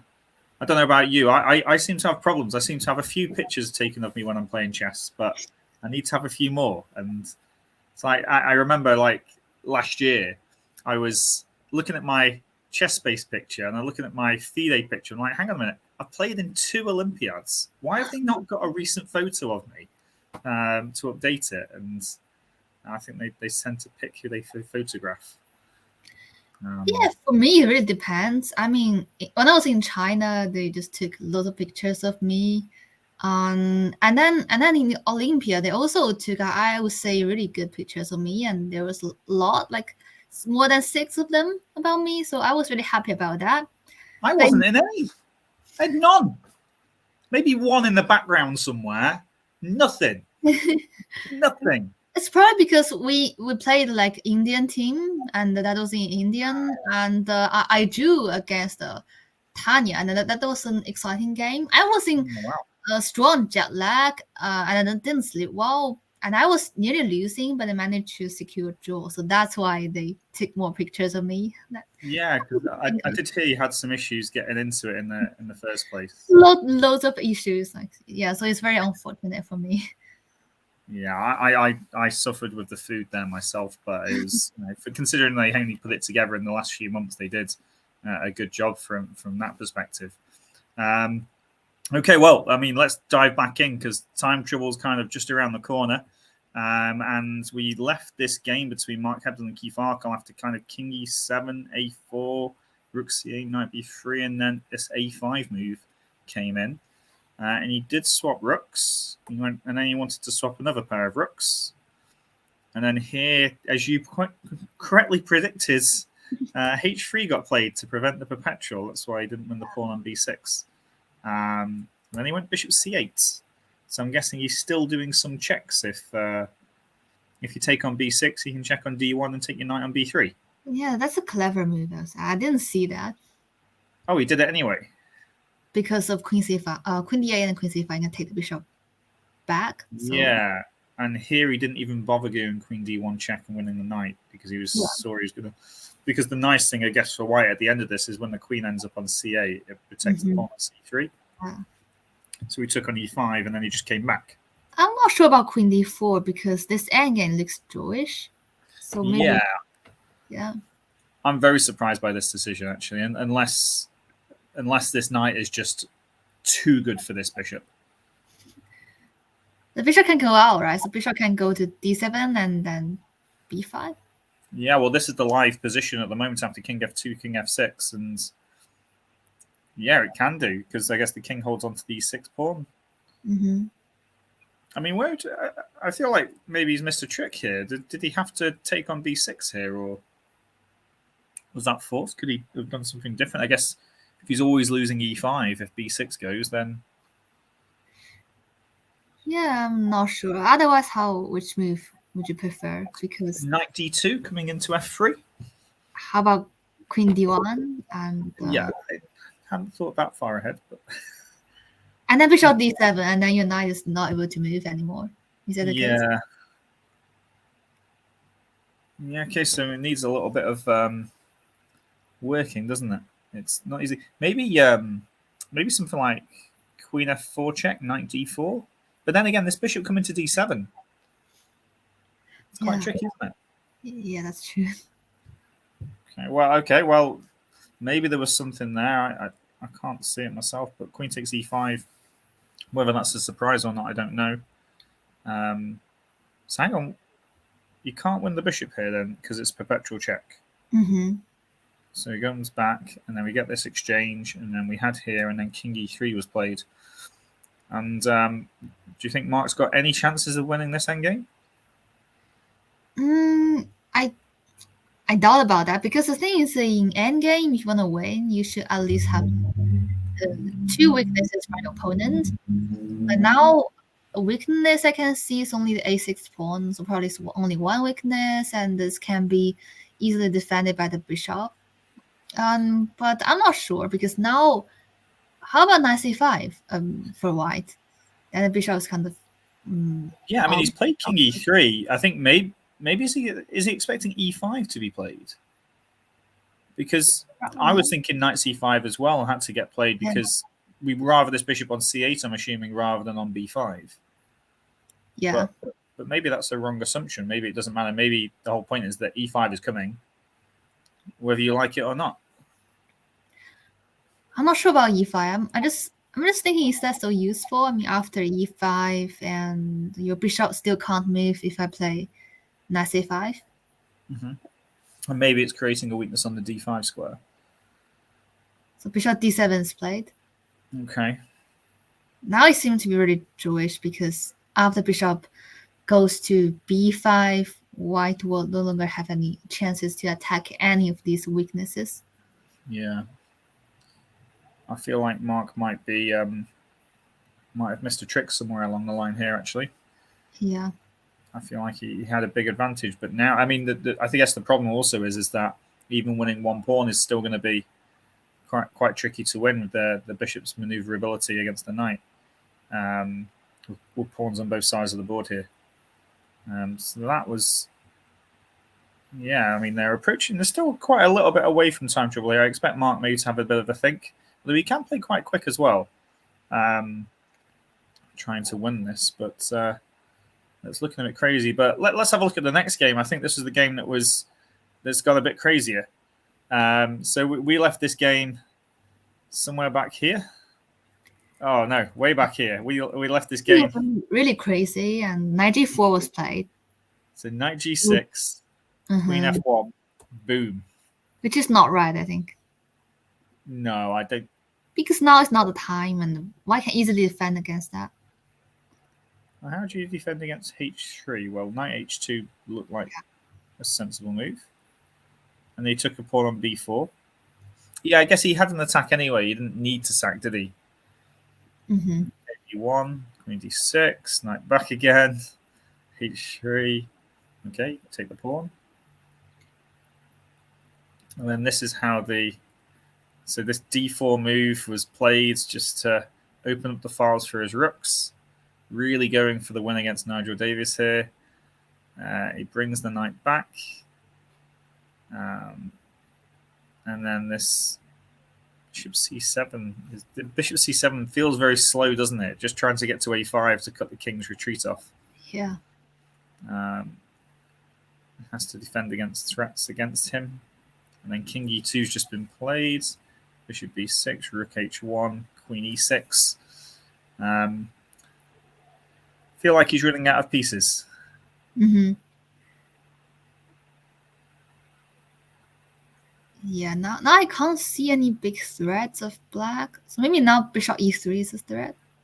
Yeah, that's the only thing I think that white has to probably deal with. Mm-hmm.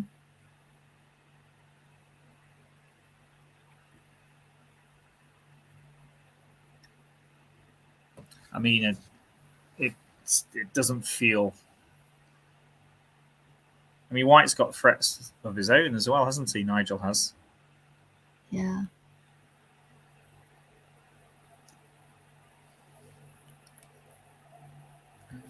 What's best? How's best to defend against e3 here? How about rook h4? Then rook e4. Another rook. You love these rook lifts, don't you? Recently, yeah, just kind of sensitive towards rookness. I don't know why. Yeah. I mean, it looks like a perfectly good way of doing it, though, as well. As soon as that rook gets to e4, you start swapping off one pair of rooks. Then all of a sudden, there's not as many pins against the king in the center, and the king's starting to look a lot safer.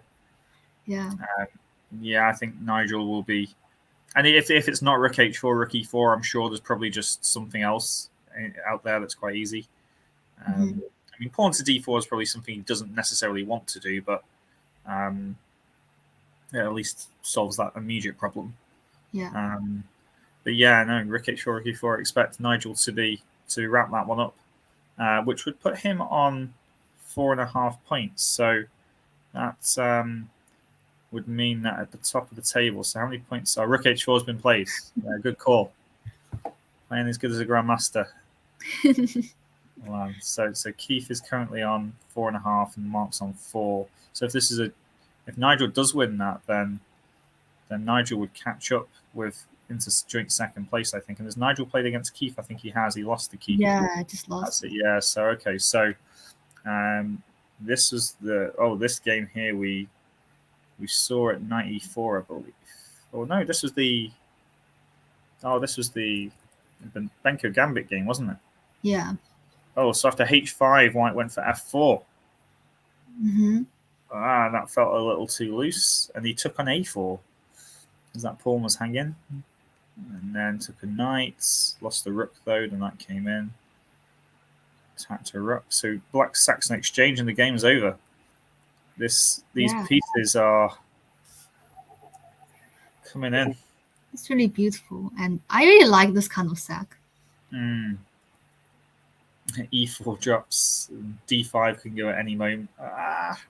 You don't even need to take the rook, do you? You can just leave it, and he plays c4. Yeah. The queen b1, and here, I mean, it's putting up the result 1-0 to Black. I'm assuming just queen takes queen. Maybe they were just setting up the board perhaps, and after c4, that was game over. So okay, yeah, nice win by Andrew Lewis. Fair play to you. That one's already been a draw. I've seen that. Fine, and Andrew Brett will come back to this game maybe later on, because that's still a lot going on. Bruce and Ian. This is a g4 game. Yeah. Moves to g8. Although he's pushed it one further to g5 here, so. But then again, look at this knight on g8. The knight on h6 probably did go back, and it's still dominated by this pawn, which is so weird. You got knight c5, but Black's got d4 in though, so Bruce is pushing forward a little bit, but maybe not as quickly. Maybe he wants to try and get this bishop to this diagonal on one of these two squares after taking off the light square bishop with Black's. And this bishop to this light square bishop on h3 or g4. Quite nice. I don't know. I feel like Black stabilized the position here. I think Ian's done quite a good job. Yeah. Let's have a look at the 65 plus section, because we haven't been on it for quite a while. Take a check of the times. We've have had some results. Those two draws, Paul Rains and Ian Snape also drawing as well. But Paul Littlewood, the tournament leader here, is, I thought he was in a position that we didn't like. I don't think we liked this position. Something happened. What happened? We missed it all. Knight b3 was played. That's it. Knight b3. And then Kevin decided to jump in with knight c4. And after takes, he's got a nice open c file, but a4 comes, and White's going to take the a file. I feel like maybe Kevin, don't know about you, maybe jumped into c4 a little too soon. Yeah, I'm not sure about this, because I kind of don't really like Black for this position after Queen's traded. Yeah. This definitely favoured White. This exchange did, didn't it? And you can see with a move like Rook A8, if that's the kind of move that you have to play here, it's not the kind of direction that you want to be playing in. Defensive moves, and White finally gets rid of that weakness that was on c3. Yeah. And this knight on b1 can finally move somewhere, and it does. And Black's still got the two bishops though, so still some hope from positionally as well. But I was maybe expecting Black to do something a bit more active and just stick the rooks where they are. And here he was forced to play. I don't know if it's forced is the right word, but he was inclined to play e5 and gave his king some room. But White definitely is the one putting the pressure on at the moment. And Kevin's down to 11 minutes as well.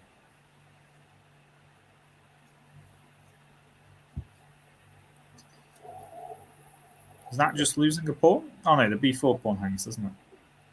Mm-hmm. So maybe white shouldn't take the pawn immediately because what? I'm just afraid that it will free the bishop on e7. But can you take on f6 at the end? Yeah, I'm thinking about it. And then maybe even knight. Oh no, knight and a5 might hang, but. How can you take on f6? I mean, in which move? So d5 here, bishop e5. You've got to take on b4 with the rook. Yes. Can I then take on f6? What if I just simply take with the g pawn? And then knight d5. The knight d5 is a move. And then if you exchange on b1, well, you can't because I can take on the e7 with check. Oh no, you got king f8. Yeah, that's what I was thinking of.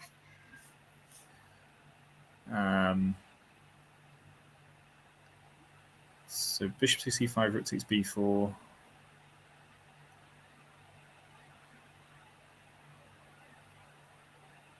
I have no idea why he's done that too soon, because black wasn't threatening to take on f4, would he?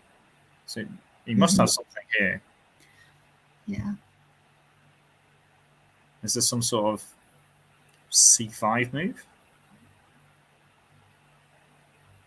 Yeah, that looks good. Question from Blue Grey Haze. Do we think that the Benko is still a good try at levels below GM? Have you ever played the Benko? Not really. No. Have you ever played a Benoni or a King's Indian? Not really. The thing is, I tried to play the Benoni, but the thing is that my opponent will always transfer to something else. Like, yeah, my opponent just doesn't play d5, but after I play c5, my opponent just plays solidly like e3, knight f3, something like that. So I can't be happy about that. So that's why I just stopped playing. Yeah, I mean, I don't know if that's necessarily a bad thing, but yeah. So to answer your question, Blue Grey Haze, I think the Benko is still actually played at GM level. There's even I know that Magnus has wheeled it out a few times. Obviously, not every single game. There are still some GMs that play it all the time, but yeah, I think the Benko Gambit is very good. Depends on what level of GM. Because recently I heard a theory from some GMs who said that some openings is not playable among the highest level of GMs like Benoni and also French defense. Just some theories. Don't diss my French defense. I don't know. I don't think so, but he played it in the World Championship actually, didn't he, Dink? So he lost, and the it wasn't due to the opening though. But I mean, Neville just exerted lots of pressures on him in the opening, so he spent lots of time thinking, and that's why he was in time trouble finally. Yeah. I know it's just theory for highest level of grandmasters, but not for me, I think. No, I mean, I've heard the same thing about the Benoni that is technically refuted. I think somebody else told me. Yeah. I think one of the players that does do really well against these lines is Wesley So. I think he's done really well against things like the Benoni and the Benko, and makes it look so simple as well. I think that's maybe the difference between maybe us and them is that when they're under attack and like somebody sacked a pawn, they maybe do it a little bit better than we do. But yeah, that's to your question, Blue Grey Haze. Yeah, Benko's great to play, and even some Grandmasters are playing it. Probably not every single game, but they're mixing it into their repertoire as well. I am very surprised here, Lan, that Paul has not done something after d takes e5 and is thinking. The move time's 3 minutes, and he spent 6 minutes over f takes e5. And he's got me worried that he's missed something in his calculations here. Yeah, probably he calculated something wrong, and because usually after this move you just play immediately. Yeah, and maybe c5 is good enough, and there's quite a lot of choice here, though, isn't there? So maybe he's worried. Oh, c5 has he got rook takes b4? Oh yeah, just think that. Oh no! How did he miss that? That's why he thought for a long time. Yeah, possibly.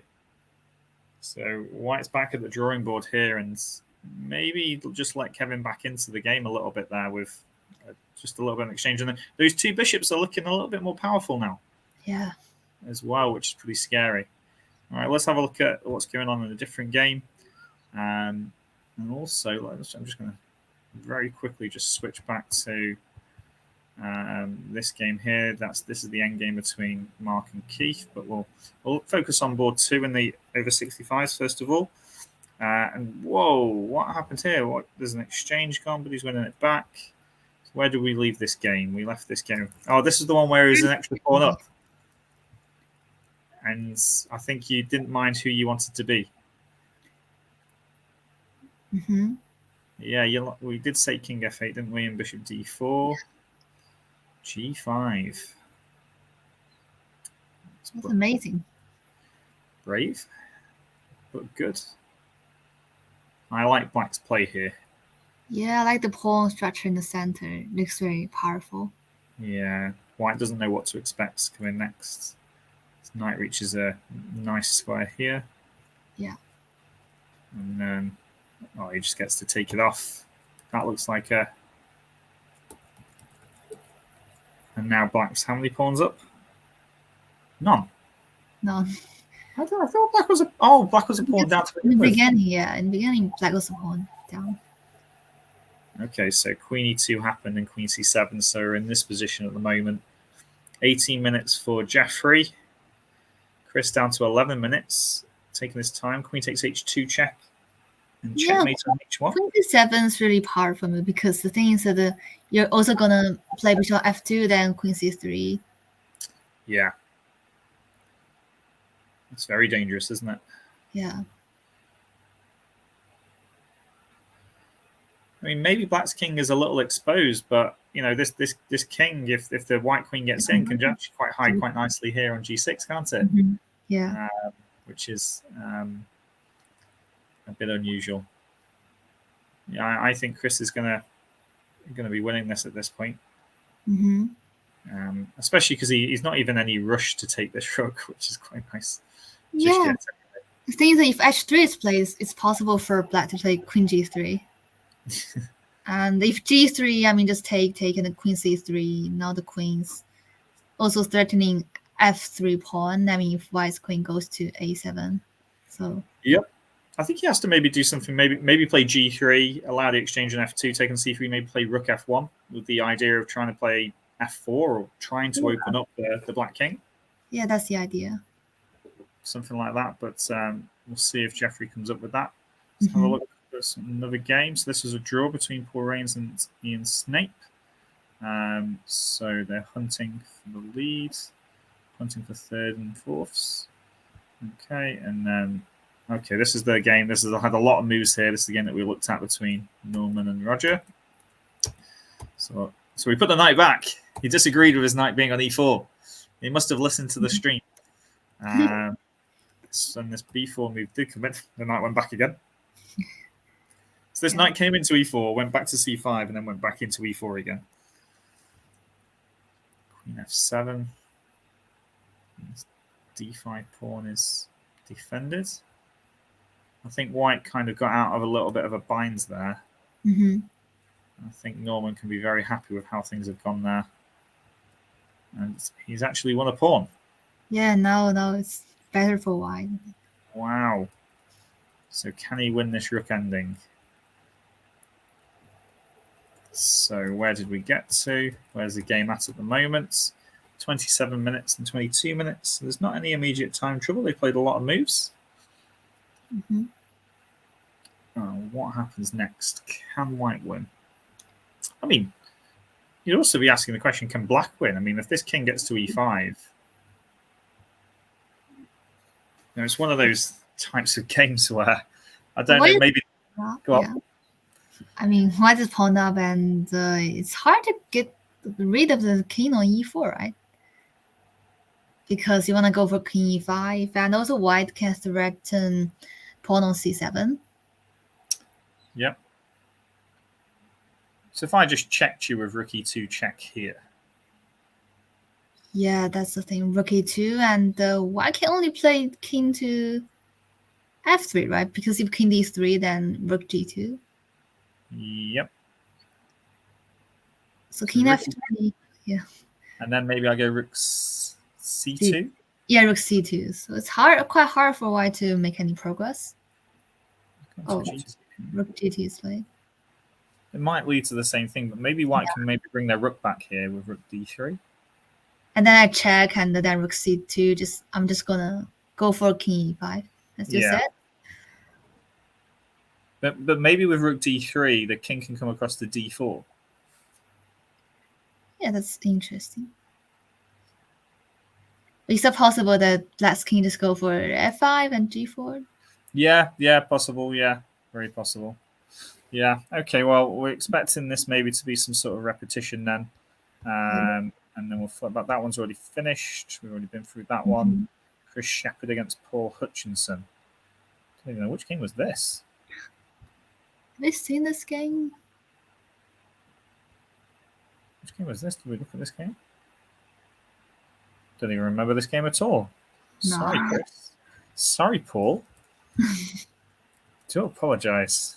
Okay, so it's some sort of like reverse kind of Benko against a massive center that Paul's put up here, which is quite an interesting opening choice of both sides.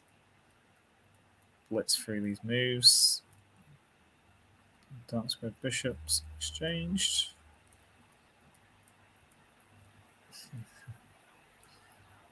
It's more central pawns. And we get to some crazy endgame with rooks and knights on, which is always fun. After d5. And Chris is down to 3 minutes on his clock. Yeah, that looks difficult. Well, hang on. So the point is he can't take the knight on b3 because he loses the knight on c6. I'm thinking about it, but what if I just take the knight on b3 and d takes c6 and rook c8? Is that possible? Yeah, because you can't take on d2 because c7. Yeah. And they can't stop the promote to a queen. But yeah, I think rook c8 there would be. But then again, maybe you can take on.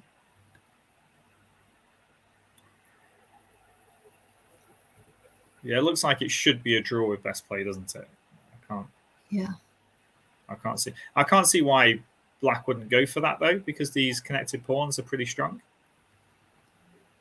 But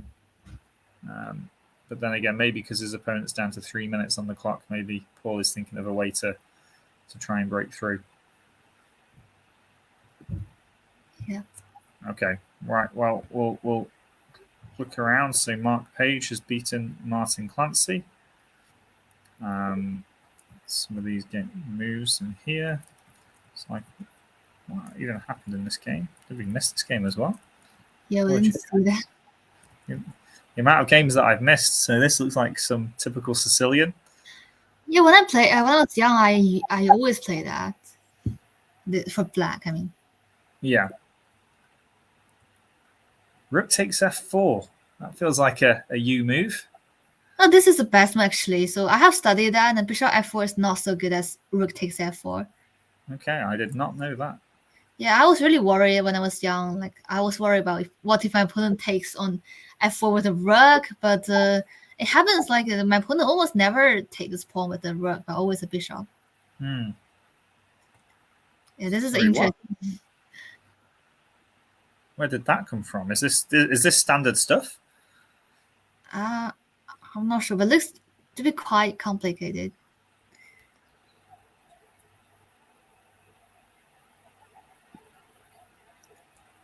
Maybe just a sacrifice then. So this is how we got to this crazy position. Yeah.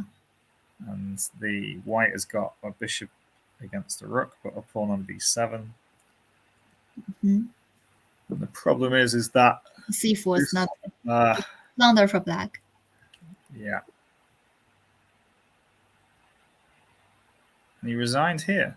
Yeah, because rook e3 can't be played, right? Because after trading the queen, knight e5, something like that, and white just push the c pawn.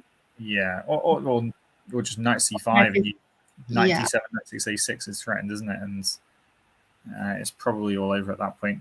Well, a nice win for Mark Page there. Nigel Collins against David Bray. Nigel looks to be in a bit of trouble here. No, that's losing for Rich, definitely. Yeah, and 1 minute on the clock as well. This one, Richard McNally has beaten David Daniels. Rook takes knight check. Oh, nice. Because the point being after king takes. Check here. And it's got to swap queens and can't prevent the pawn from queening. Nice little tactic. I guess that might have even been a mistake. Oh, it was an exchange up already. Okay, fair enough. Philip Netherway against David Tucker was a draw. Ned Goodwin versus Paul Seymour is still going here. Looks like an interesting position. Bishop takes e3 just been played as well. And then we'll get back to the leaders, I think, after this. See what's going on in their games. That just looks like a pawn that's just been blundered or not. I think it's a blunder because White just played g4, and I think White doesn't have to play g4, right? Yeah. So he's just missed. Rook takes bishop. What's happening if pawn takes bishop? So White has something like knight e6 now, and that's why I don't know. Is knight e6 possible? Knight e6 attacking the rook on d8 and the bishop on f6. Very nice.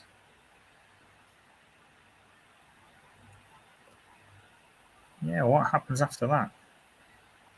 And it's knight takes g4. Really? No, I'm just trying to put moves out there. I'm not believing in the moves. How about rook d6 and the bishop takes f6, rook takes knight, and really complicated. Yeah, rook d6. And then I think White can simply take the bishop, and rook takes bishop on f6, and the White can play rook d5, something like that. Yeah, that looks like the easy way to go about it, because you don't really want to do bishop takes g5 in the middle of that and allow Black to do bishop takes b2. Yeah, that's true. It might be a little scary, although White's pawns on the king side could be pretty quick. But yeah, rook d6 looks like a nice move here. Does rook e8 also do the same thing? Probably. Might be decided between one or the other. Thanks. Yeah, that d5 pawn dropping is a bit unusual, but you'll still have a pawn on a3 just about. I'm not liking that pawn on a3. Won't I think Black will start rounding up some pawns, but I think White's rooks will get a bit too active there.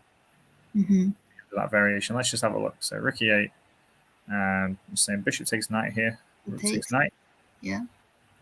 Pawn takes bishop. Takes bishop. And then I guess rook takes d5, looks like. And now we've got this rook c3. How about rook d7? I mean, Black has rook f7. You wouldn't go b5 here. You try and stop rooks. I'm not sure because I think I don't like the rook on the 7th rank. It really does trap the king in, doesn't it? So rook back. I guess we could go rook up. King g7? G7, yeah. If you want to save that pawn, maybe you could allow the capture on g6 perhaps. But it does keep the king nicely protected because these pawns are going to be moving forward at some point. Yeah. Which one did you save here as White? If you can save one. That's a hard choice. Rook b1 into b6. Oh, that's a nice plan. I didn't see that. Yeah, I think White's got some resources here. Yeah. I think Black would have to be really careful about what they do. And knight e6 has been played. Good call. I missed that, whether it's been played or not. Okay, so that could be exchanged. Oh, no, we saw that. We just saying where the rook was going to go. So that one could be level enough. Let's check back in with the leader and then switch back to the over 50. So lots of stuff's happened here. We just had f takes e5, d takes e5, c5 was played. What did we miss? Rook takes pawn, Bishop e5. Bishop e5 now. Bishop c5. That looks Check. strange. Didn't black win there? I think black. Oh no. I think no, white makes that, yeah. Because it's black's move here, and he's just going to take on a5. But knight d6 is maybe what he's worried about. Is that so useful? I mean, rook d8. Yeah, it's a nice pin actually. Yeah. So actually, Kevin is very close here to causing a big upset, which would be send shockwaves actually through, because Paul's the leader currently on 4.5. Kevin is only on 4 points. He would actually leapfrog into the lead at the moment. Those two bishops are looking very bad. Rook d8 here looks like a very simple move. I mean, maybe after rook d8, maybe rook a1. How about bishop b4? Is that possible? Knight takes e8. Oh, rook takes here. The bishop d5 hangs, doesn't it? Very nice. That's the thing. Oh, he's gone check though. Wow. He's just said, take my bishop with your knight, please. I guess if he gets rook c2 in, then bishop b6 check. Bishop b6 and rook c2 here are looking pretty dangerous if he doesn't take that bishop. Yeah. So knight has to take, and then rook d5, try to play for draw. Yeah, I don't think you're getting the draw though, because you can go rook c1 check, and then rook b1 maybe if you want to keep hold of the pawn. Yeah, but is it easy to win? I think it's quite a struggle. Yeah. Yeah, a big struggle. I guess the simple plan after rook d5 is to go bishop c3, isn't it? Just play 3 against 2 and just hope that you can. Really? It's so drawish. I mean, 3 against 2 in rook and almost a draw. Yeah. So knight takes, pawn takes, rook d5. Do we have f6? Oh, you just take on b5, can't you? Yeah. And again, it's 3 against 2, right? Yes. Keep doing this to me. So knight takes, pawn takes, rook d5. Okay, apart from rook c1 check, rook b1, I can't see any other nice clean way of trying to keep the 2 pawns. Yeah, but rook b1, I mean, I don't like this position for black because the bishop is quite awkward. Yeah. I don't know where to put the bishop on a5. Yeah, maybe rook d8 or rook a8 was maybe a better move to. Yeah. But then I think it was maybe still going to be difficult after rook a1 perhaps, and maybe your bishop b4 idea was quite nice. Oh, you didn't have bishop b4 then because of rook takes a6. Oh no, you do. No, you don't. So here after rook d8, rook a1, bishop b4. Can I get away with this? It's F's not really useful actually. Yeah, I can do that.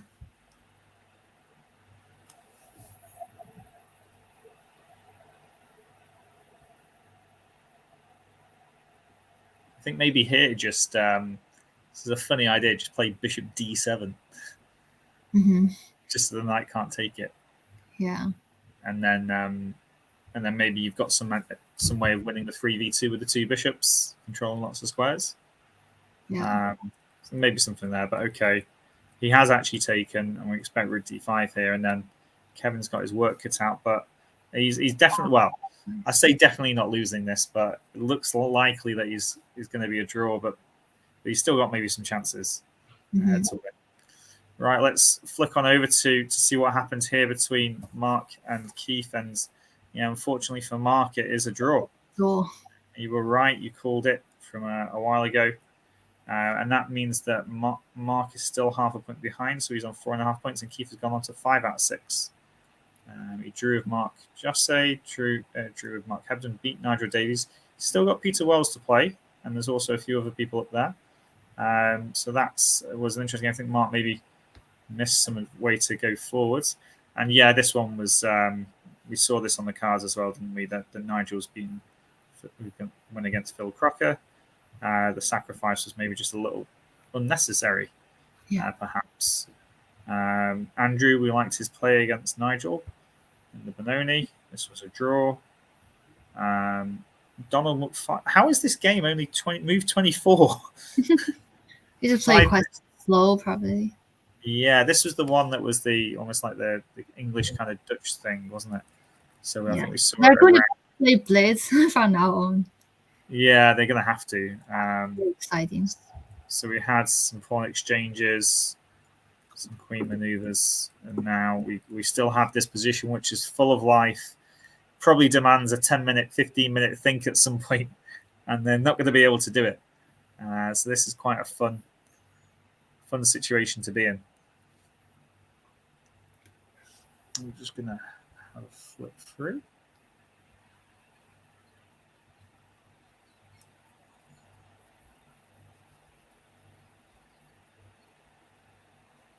Yeah, these blitz games are pretty good. I think some players, when they're entering the stage of blitz, they can play like better and more precisely. I have encountered lots of players like that. Yeah, it's really weird. I think it's to do with like when your time's starting to tick out away, you kind of have this kind of no holds barred kind of approach, and also your adrenaline gets going. I don't know how it affects you, but sometimes when I'm really thinking, my leg starts to go up and down.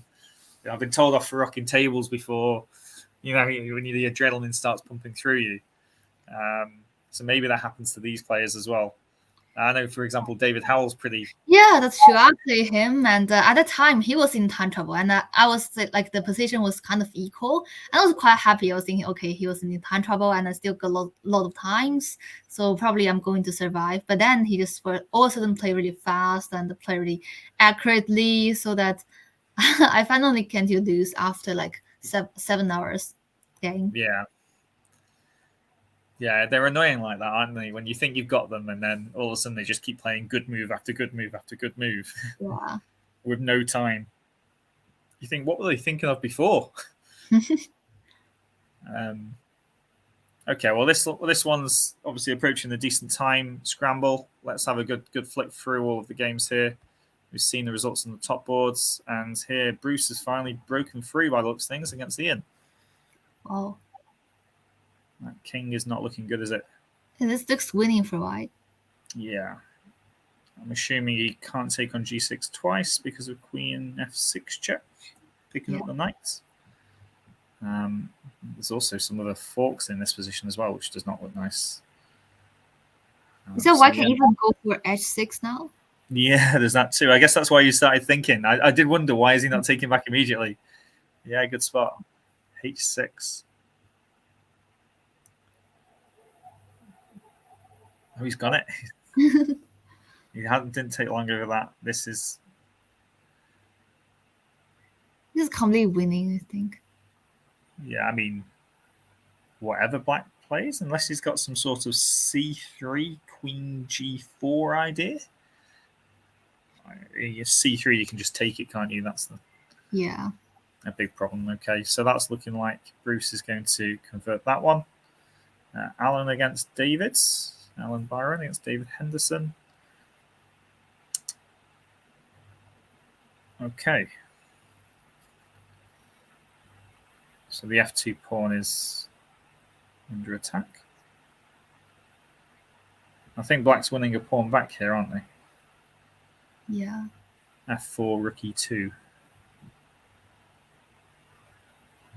So if that's the case, I'm not so sure that white can win this. They might be able to win the a6 pawn, but you're going to lose the h5 pawn in exchange. Interesting endgame. 16 minutes, though. I think Alan's going to try and win, but don't think he's going to have enough. Okay, have a flip through. So Mark Jossi has... Oh, yeah, this is the... Oh, yeah, we've played through this game, haven't we, already? Eric Gardner, and this is... Let's go straight to the end. What's the notation? Bishop f5 here.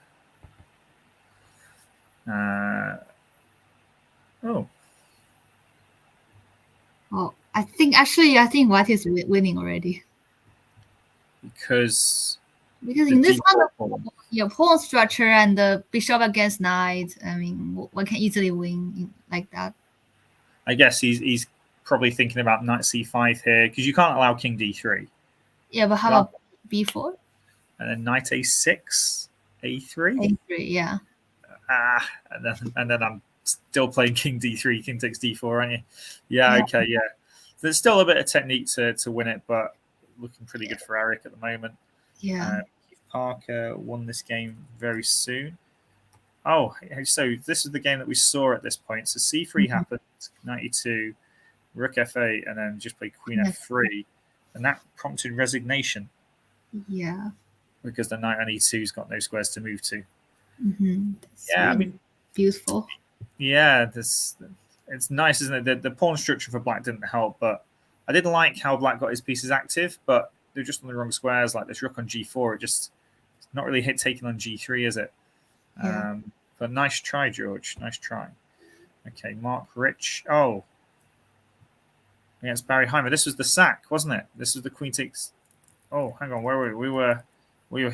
We were here somewhere. Yes, the bishop d6 is my suggestion, and and he went bishop e5 against that. Yeah, and he gave a check. Went queen g5. Oh, that's horrible. G1 took here, then went check there. So he takes it, and then queen check here involves rook check. G5 and then f5. Wow, that's crazy. Because he wants to take the queen with check, doesn't he? And he eventually gets to take the queen with check because the king is forced back, but he doesn't bother. And after king f1, I'm assuming he has to take the queen now. Yeah. Although he may be thinking of queen takes g1 check and seeing what that endgame's like. Oh. Surely taking the queen here, Lan, is the way to go. I prefer taking the queen because now black's queen are just more active and much better than the two rooks. So you take the queen, king takes. What you take on? No, you can just go queen e3, can't you? Oh yeah, queen e3 is a better idea. Yeah. You can take on f3, and you can probably even take with check on h3 as well.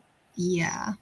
And those pawns must be absolutely dominating. Yeah, he's done the right one. I don't think the rooks have got enough time to coordinate. Okay, well, Barry's still only got 4 minutes left on his clock though, so anything can happen. But let's have a flick through. So Andrew Donnelly against David Ireland. Neither king looks very safe in this position, but isn't black a rook up, or is it me? Yes, a rook up, and can black go for queen f3? And then king takes knight, rook e2 is your idea? Yeah. And then just swap everything off, and the endgame is quite easy to win. Yeah, that's true. So queen f3, can I block that check? Probably not. Not really. No. Okay, so yeah, queen f3 does look like it's winning up. Okay, let's see if David finds that.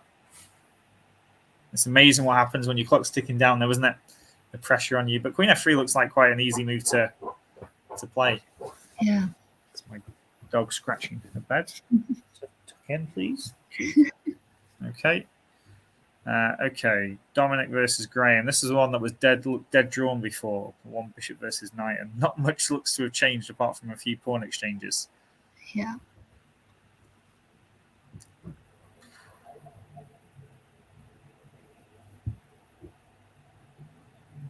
Graham's down to 56 seconds, though. So he's got his work cut out. I don't know how either side makes progress here with enough times on the clock. Yeah, it's hard. Okay, let's keep going then. Oh, Natasha against Richard Betts. This was the one where we left it at b3. Well, I think this game is a bit strange because, like, b3, this is just ways of that. But f5 is a blunder, I think. Yeah. Is it? It's not that good because now f5 just lost a chance of playing f6.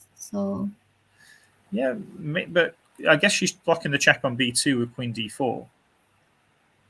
You can't get the white queen over to the king side. yeah, after knight e3, and the white can just play slowly. But she gets a bishop to e7. I think that's quite nice. Oh, it's painful. Yeah. Where did that activity come from? It came from just allowing f5 and this bishop coming to f6. Yeah, I think white definitely played something wrong here after f5. I'm not sure. Yeah, I mean, I think missing f5 or not playing f5 themselves was probably the biggest thing. He still wants to try and play it with g4. Still has an attack here, but black's got it covered so far. And there's probably lots of mistakes in here as expected, but that's just a game of chess. And she mops up this f pawn to go 1 pawn up. Yeah, black is just better, but it's just winning, I would say here. Yeah, that's why Richard is down to less than 2 minutes on the clock. I tell you what, let's just flip back to the not that one. Let's flip back to the over 65s. So rook c1 was played and rook b1, and we reached this endgame. 2 minutes left, or 3 minutes left for Kevin, just under 10 minutes for Paul. This is the critical match now because the top games in the 50 plus are all over. We'll try and flick to the ones that still going in a second, but this is the top match in the 65 plus. Paul trying to retain his advantage. If he can hold this, he will be.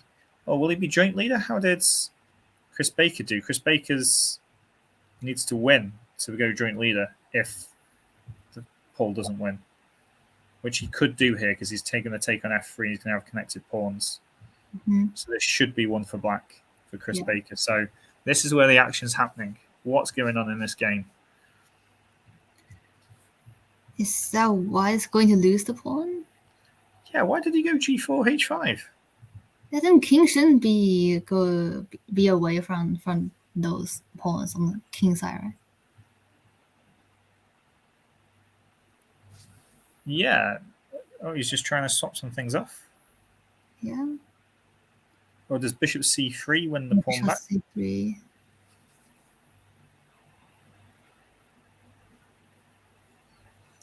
Or what did the rook just go to h4, something like that, or g4?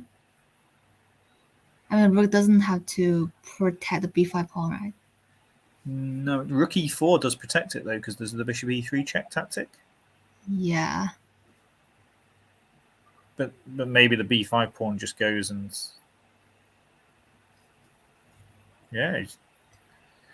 I don't know if I was you, if I was playing white there, I don't know if I'd gone for g4 h5. Might have just kept them on g3 and h4 perhaps. Yeah, probably.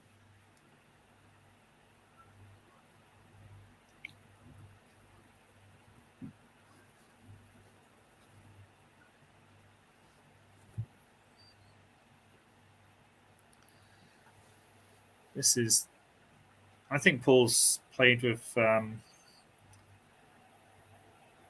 played it maybe too aggressively here. I think Kevin's got real winning chances all of a sudden.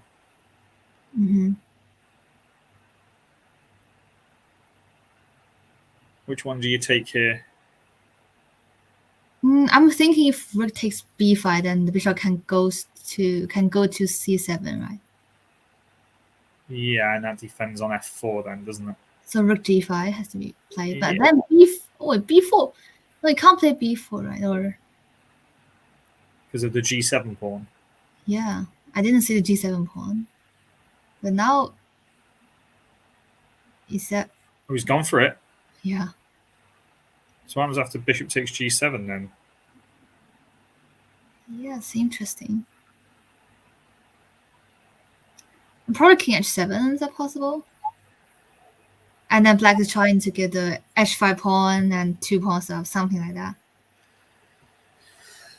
Yeah, this is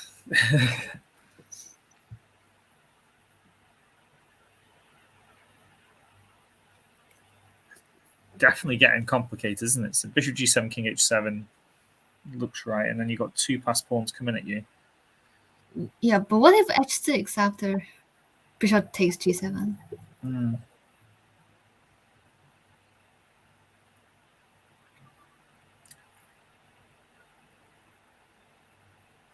I want to find a good use for this dark square bishop on b6 as well. It doesn't seem to be doing much. Yeah.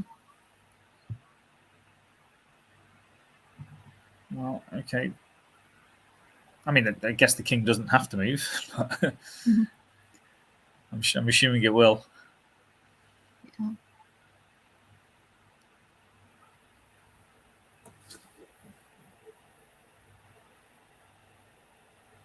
I think all we need here is for Paul to maybe lose another 6 minutes and have a nice blitz playoff for this this game. I thought he'd gone wrong, but maybe he's still got some good drawing chances here. Yeah. Actually, after king h7, what if bishop f8? And you're trying to go rook g7 check. Bishop d4, yeah. Yeah. But then again, you can take on b4 then, can't you? Yeah. Yeah, I can take. Can I just play f6 after bishop f8?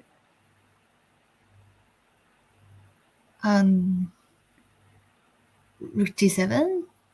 And king h8? Or rook b7? Is that possible? Don't know. Yeah. It's crazy. So hang on. So bishop f8 looks like a really interesting move. Mm-hmm. Yeah, I wasn't liking this. I liked your idea of going to b7. Yeah.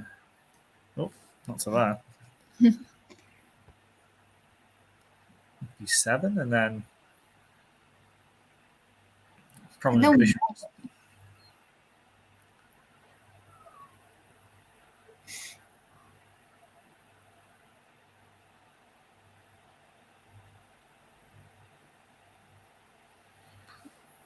Is that white is going to pick the b4 pawn, and then it will be a draw, definitely. Yeah, that's looking pretty good. So bishop f8 here. Yeah. What next? So you're just threatening to go rook g7, rook takes f7. Also, can I also threat rook b5? Yeah, there's that too. Oh, what? Is that they agree to draw?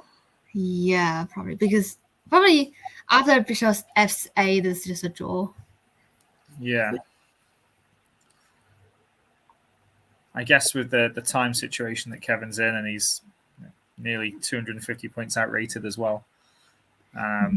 Maybe he was happy with a draw here, but yeah, maybe it's probably most likely going to be a draw, especially if he plays bishop f8.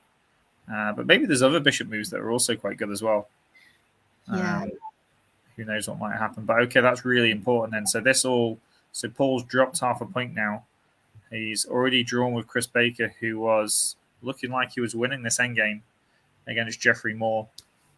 This is in the over 65 plus championships. And if Chris wins this, he will go joint leader with Paul Littlewood. He'll catch him up after conceding a draw to, who did he concede a draw to? Norman Hutchinson early on. So a7 played, that pawn making big headway. Is this one for black?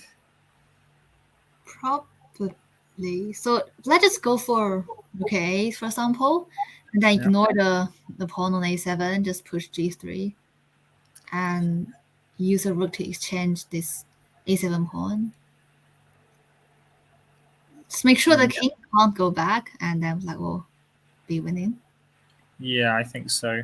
He's gone rook a8 to, I guess, force the rook to defend it. Yeah. d7? This is even worse, I think. And black has simply go for king's f3 and g3, f4. Just push the pawns. Yeah. I guess he lost contact with the f pawn there, didn't he? But I don't think it mattered too much. I mean, white's just too slow to go king b5, king b6, king b7, aren't they? And then you just give the rook up for the pawn, and then Oh, you've got your queen by then anyway. So how does... So what, king b5, g2, rook g7, king f3.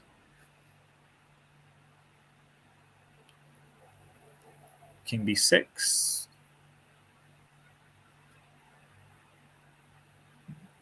Yeah, you just win the rook for the one pawn, and then you're left with another pawn to queen, aren't you? Mm-hmm. Brought the king back. I don't think that's going to work. I think this is looking extremely shaky. Yeah. I think we're about to see the over 65s get very complicated going into tomorrow. Mm-hmm. Yeah, I think Chris is going to wrap this up. Yeah. Oh, this is just losing. Yeah. Or just see. I think they're moving pretty quickly now. I think they both know what the result's going to be. Yeah. I think they're just waiting for it to happen, aren't they? And after king f2, I think that's the resignation. Rook a7 is also possible. Yeah. Take your pick, really, can't you? Yeah. It's such an important game. And we'll play Chris. It's looking like a very interesting and good call. Lisa as well, you've picked the right. I think Jeffrey might resign here. Yeah.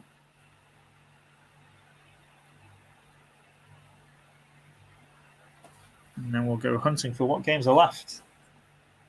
Mm-hmm.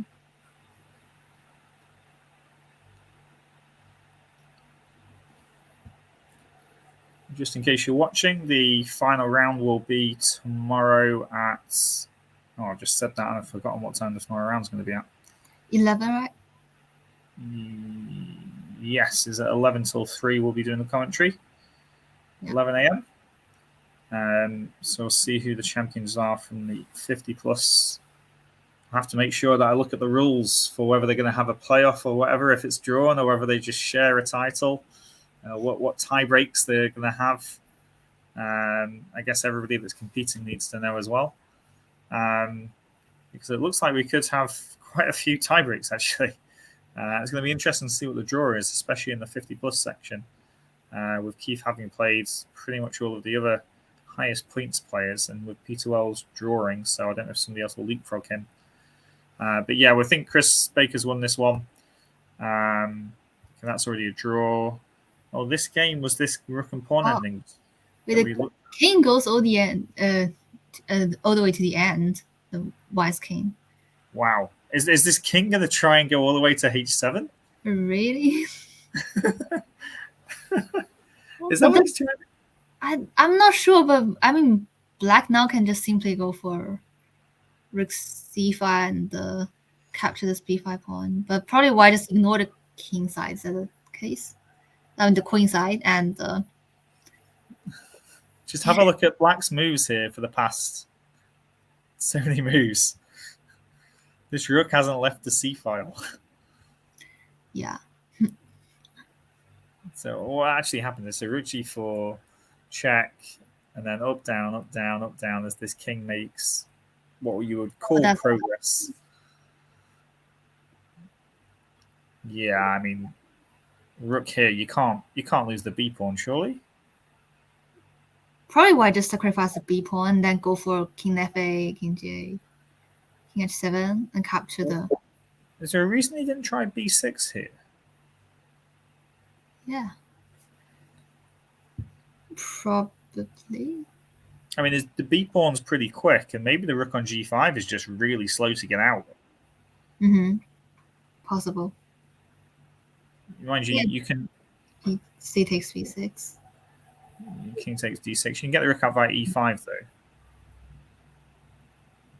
So maybe rook e4. It's probably too slow. You just move the king and then push the pawn, and then the rook's out that way. Well, how about king c6 after rook e4? Yeah. I think this is good for white because you're moving the pawn forward, aren't you? And the rook's when the rook's allowed to come out, this is going to be good. So what does black play here? Might be b5. Yeah, probably b5 and rook. And I'm guessing rook out, b4. Something like this might happen. Rook c3, is that possible? Yeah, it definitely looks possible.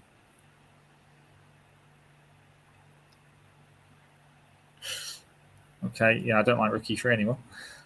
I'm gonna have a rook e6 check, but I'm not convinced that that's the way. Yeah. Okay, maybe this isn't why he didn't play b6.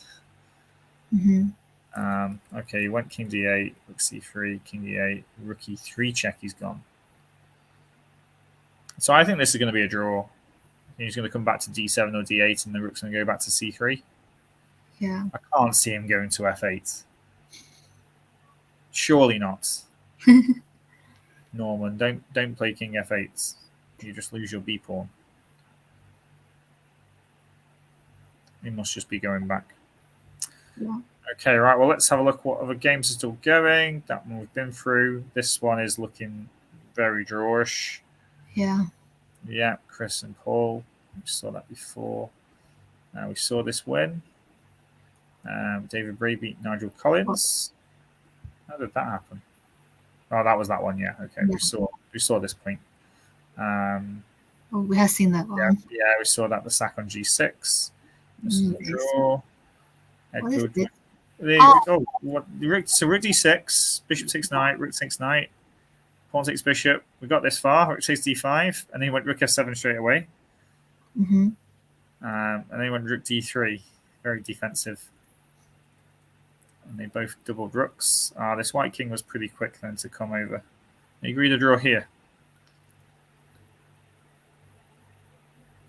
Maybe there's a little play there, but I think maybe draws a good result though. Yeah. Probably fair. Okay, next one. Hassan Erdogan against Alan Barton. There's a draw. Michael Stokes beats Stephen Pollan. Just have a look at all the results here. They're nearly finished at the end. I'm guessing we haven't got these games here at the bottom. So this was, and this one here was Chris Bellas beats Stelio Jerome. That looks crazy. What happened here? A2, bishop b2. Takes, queen b1, second queen, queen h4, bishop takes. Nice little finish. Lucky Stelio. And okay, going back to this game here, and it looks like Natasha's turned it around. Yeah. It was not very long at all. That knight on f4 was just too good. And eventually... This is winning. Yeah, winning the queen. Very nice play by Natasha, but I think Richard missed an f5 move earlier on. Yeah. So we've got most of the games finished, but unsurprisingly... Oh, no. Donald and Andrew are still going. Which game is that? This is the one that had like 13 moves played, but they had like 20 minutes left or something. And then like they started to blitz and it's like that. Yeah, so they've been blitzing this out for a long time now, and this king has reached e5, but where have all Black's pieces gone? Yeah. You're running out of checks very quickly. I guess he checks on h5 here. You might as well. Got no other checks, and then king d6, and then can you take the knight on g8 after that? Just an exchange down, maybe. Oh, hang on. King d5. You get to take the knight with check. Wait, why not knight e7? Knight e7 is a much better move. You are right. Yeah, and you're going to be a whole rook up and definitely winning. So queen b5 check, and then c5, right? Yeah.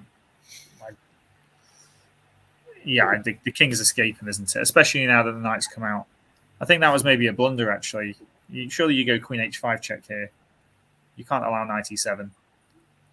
Yeah, but still I think white is winning, right? Because white is a whole rook up. It's your last chance, isn't it, to save it? But that should be a win for Donalds. He's gone back to h5, but I don't think that's going to help him. Well played, Donalds. So these are the results. We've still got this endgame down here. this same game here, Dominic Gibbs versus Graham Cole, which seemed to be in the same pawn structure an hour ago. And I think we've also got a game here as well between Asanga and Roberts. Is this still going? 72 moves still playing. And isn't this not just one for black? Probably it is, because black can go for h4, h3, and then d4, right?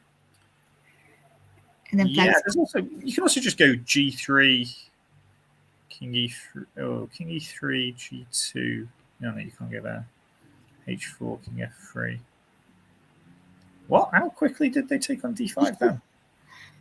I mean, he knows that king e3 is hopeless. Probably, but I'm sure you have to just g2 here. That just wins then, right? Yeah. Okay. Well, I think Robert's going to win that one then. So this looks like one of the last games to play. a4 just been played. Is that a big mistake? Putting the pawn on the light square. Is he going to just pump a3 here? Yeah, probably.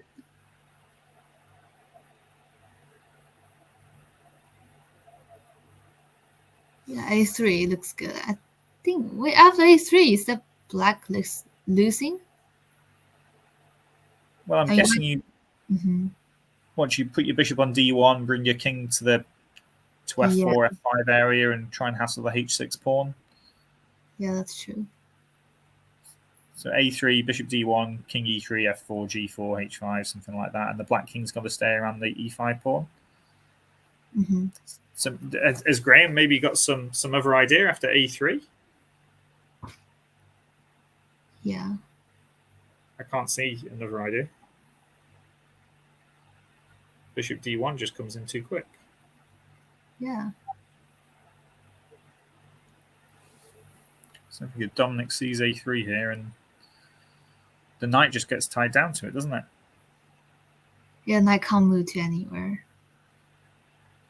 I mean, you don't really want to play with fire and go like a3, king d7, bishop d1, king c6. Put the king on b5, but then the knight holds the pawn on e5. It just doesn't work. Yeah, it doesn't work. Absolutely. So, but if black doesn't play a4, is that black got a chance or not really? Well, yeah, I don't know why he played a4 here. That surely just, it's almost like, because also it prevents you from playing knight a4 as well, hitting c3. Mm-hmm. I mean, maybe you can try something like, I mean, there's nothing actually probably wrong with playing knight a4 here. Yeah, I'm not sure, but still looks like white is better because of bishop is better. Yeah, the e5 pawn gives some chances, and this bishop can easily stop h Mm-hmm. pawn. Yeah.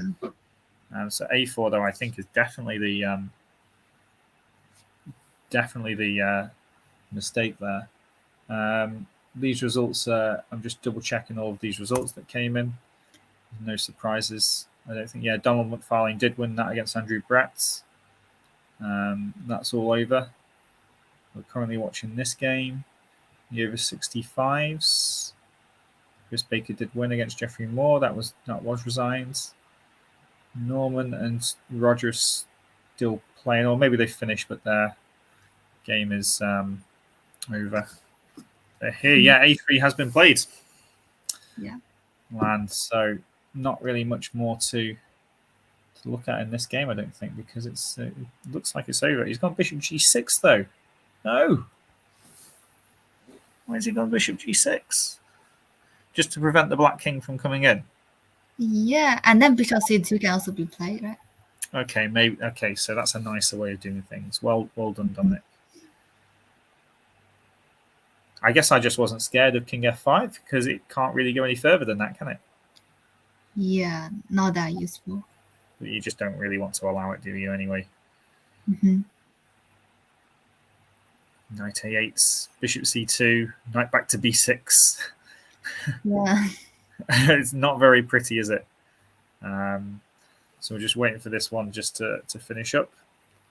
Mm-hmm. Yeah, and as expected, I'm guessing just this king march over will just finish off the game. Yeah. And that'll be that. Okay, well, just while we're waiting for that to happen, predicted pairings for tomorrow then. Just as a final thought, really. The over 65s, Chris Baker and Paul Littlewood will be on 5 points each in kind of joint third. Kevin Bomer will have 4.5. And maybe one of who won between Norman and Roger de Coverley? Who was winning here? What happened here? We missed this. Yeah. Hang on a minute. I thought this was going to be a draw. King d8, rook c3, king e8, rook check, king back. Got king d7, rook back. b6 was finally tried. Yeah. Takes, b5. Rook g4. So maybe that was a better version because the rook was on c4 before, wasn't it? Yeah, rook g4. I don't think it's good because of this move, which was your idea of rook c3 last time. I have no idea why White wants to trade. Wait, is that a? Yeah, probably White missed something. Yeah, I think Norman's just missed something there. Yeah. Because now this is just one for Roger. Just winning, completely winning. Especially with the king so close, though, as well. Yeah.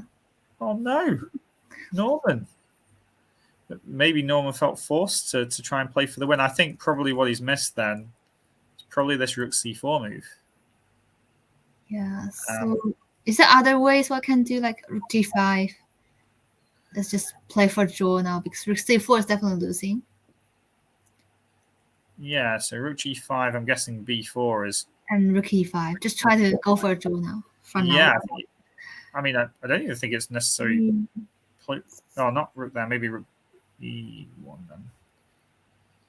Wait, is rook e2 possible? I mean, rook c2, rook e3, then rook b3. Oh, rooks.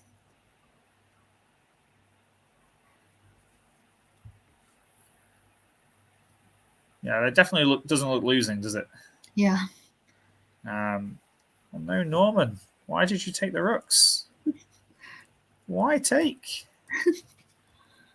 And because the king's going to come out. And probably missed something. Probably he thought that d8 would be a queen and a check, but then queen check first. I mean, after what time did we start? Maybe 4 hours of play. This is now coming up to. Yeah, and Roger's won that one. So Roger will be possibly playing. Well, he can't play Paul Littlewood because he's already playing. So it'll probably be Roger versus Chris Baker at the top, I should imagine. And I don't know who Paul Littlewood will play. But that's looking like going to be 2 crunch matches here. And this one looks like it's being wrapped up with this check as well. The knight on d7. I think you can just take the knight off and take the pawn. And that should prompt a resignation too. Okay, yeah. Well, I'd say what, Lana, I don't know about you. I think this game is all but over. I don't think there's much more to look at. Maybe I'll just pull in the chess. Well, the chess results need to update first, so we'll have to wait a while for that. But it's looking like tomorrow's round is going to be really quite exciting. We've got Keith Arkle currently in the lead in the over 50s on 5 points out of 6, with a few people on 4.5 chasing him. That was Mark Hebden, Nigel Davies, and Andrew Lewis as well, who played a good game with the Benoni. So we'll be interested to see what the pairings are there. And then in the over 65s, as mentioned, Paul Littlewood and Chris Baker currently lead on 5 out of 6. Be interesting to see what the pairings are for that one. We'll be back with you at 11 a.m. Tomorrow morning. And we'll be taking it right through to the conclusion to see who wins the prizes. But yeah, any more comments, Lisa? Yeah, I'll say they're just very exciting games, and a lot of games just I just didn't imagine the result like the one we just seen. Yeah, should have been the draw over pressing perhaps, but yes, that's quite interesting. And I'm just wondering tomorrow whether Keith will just play for a draw or he just win, because I think for him, lots of tournaments, like the final game, he just offered a draw and he just left the tournament. So this is my impression, but maybe this time. No, I see him. I've seen him do it loads, and also I think he wants a rest as well, which is pretty funny. And he's talked a lot, I think, about having not really doing much prep for his games, just doing a lot of just having a rest between games. Because they had a round this morning, didn't they? So they're probably very tired. So making sure they're in fighting shape for all of them. But yeah, it's going to be interesting tomorrow. Okay then, right. Well, I'll stop the stream. Thanks everybody for watching. See you all again at 11 a.m. in the morning. See you tomorrow.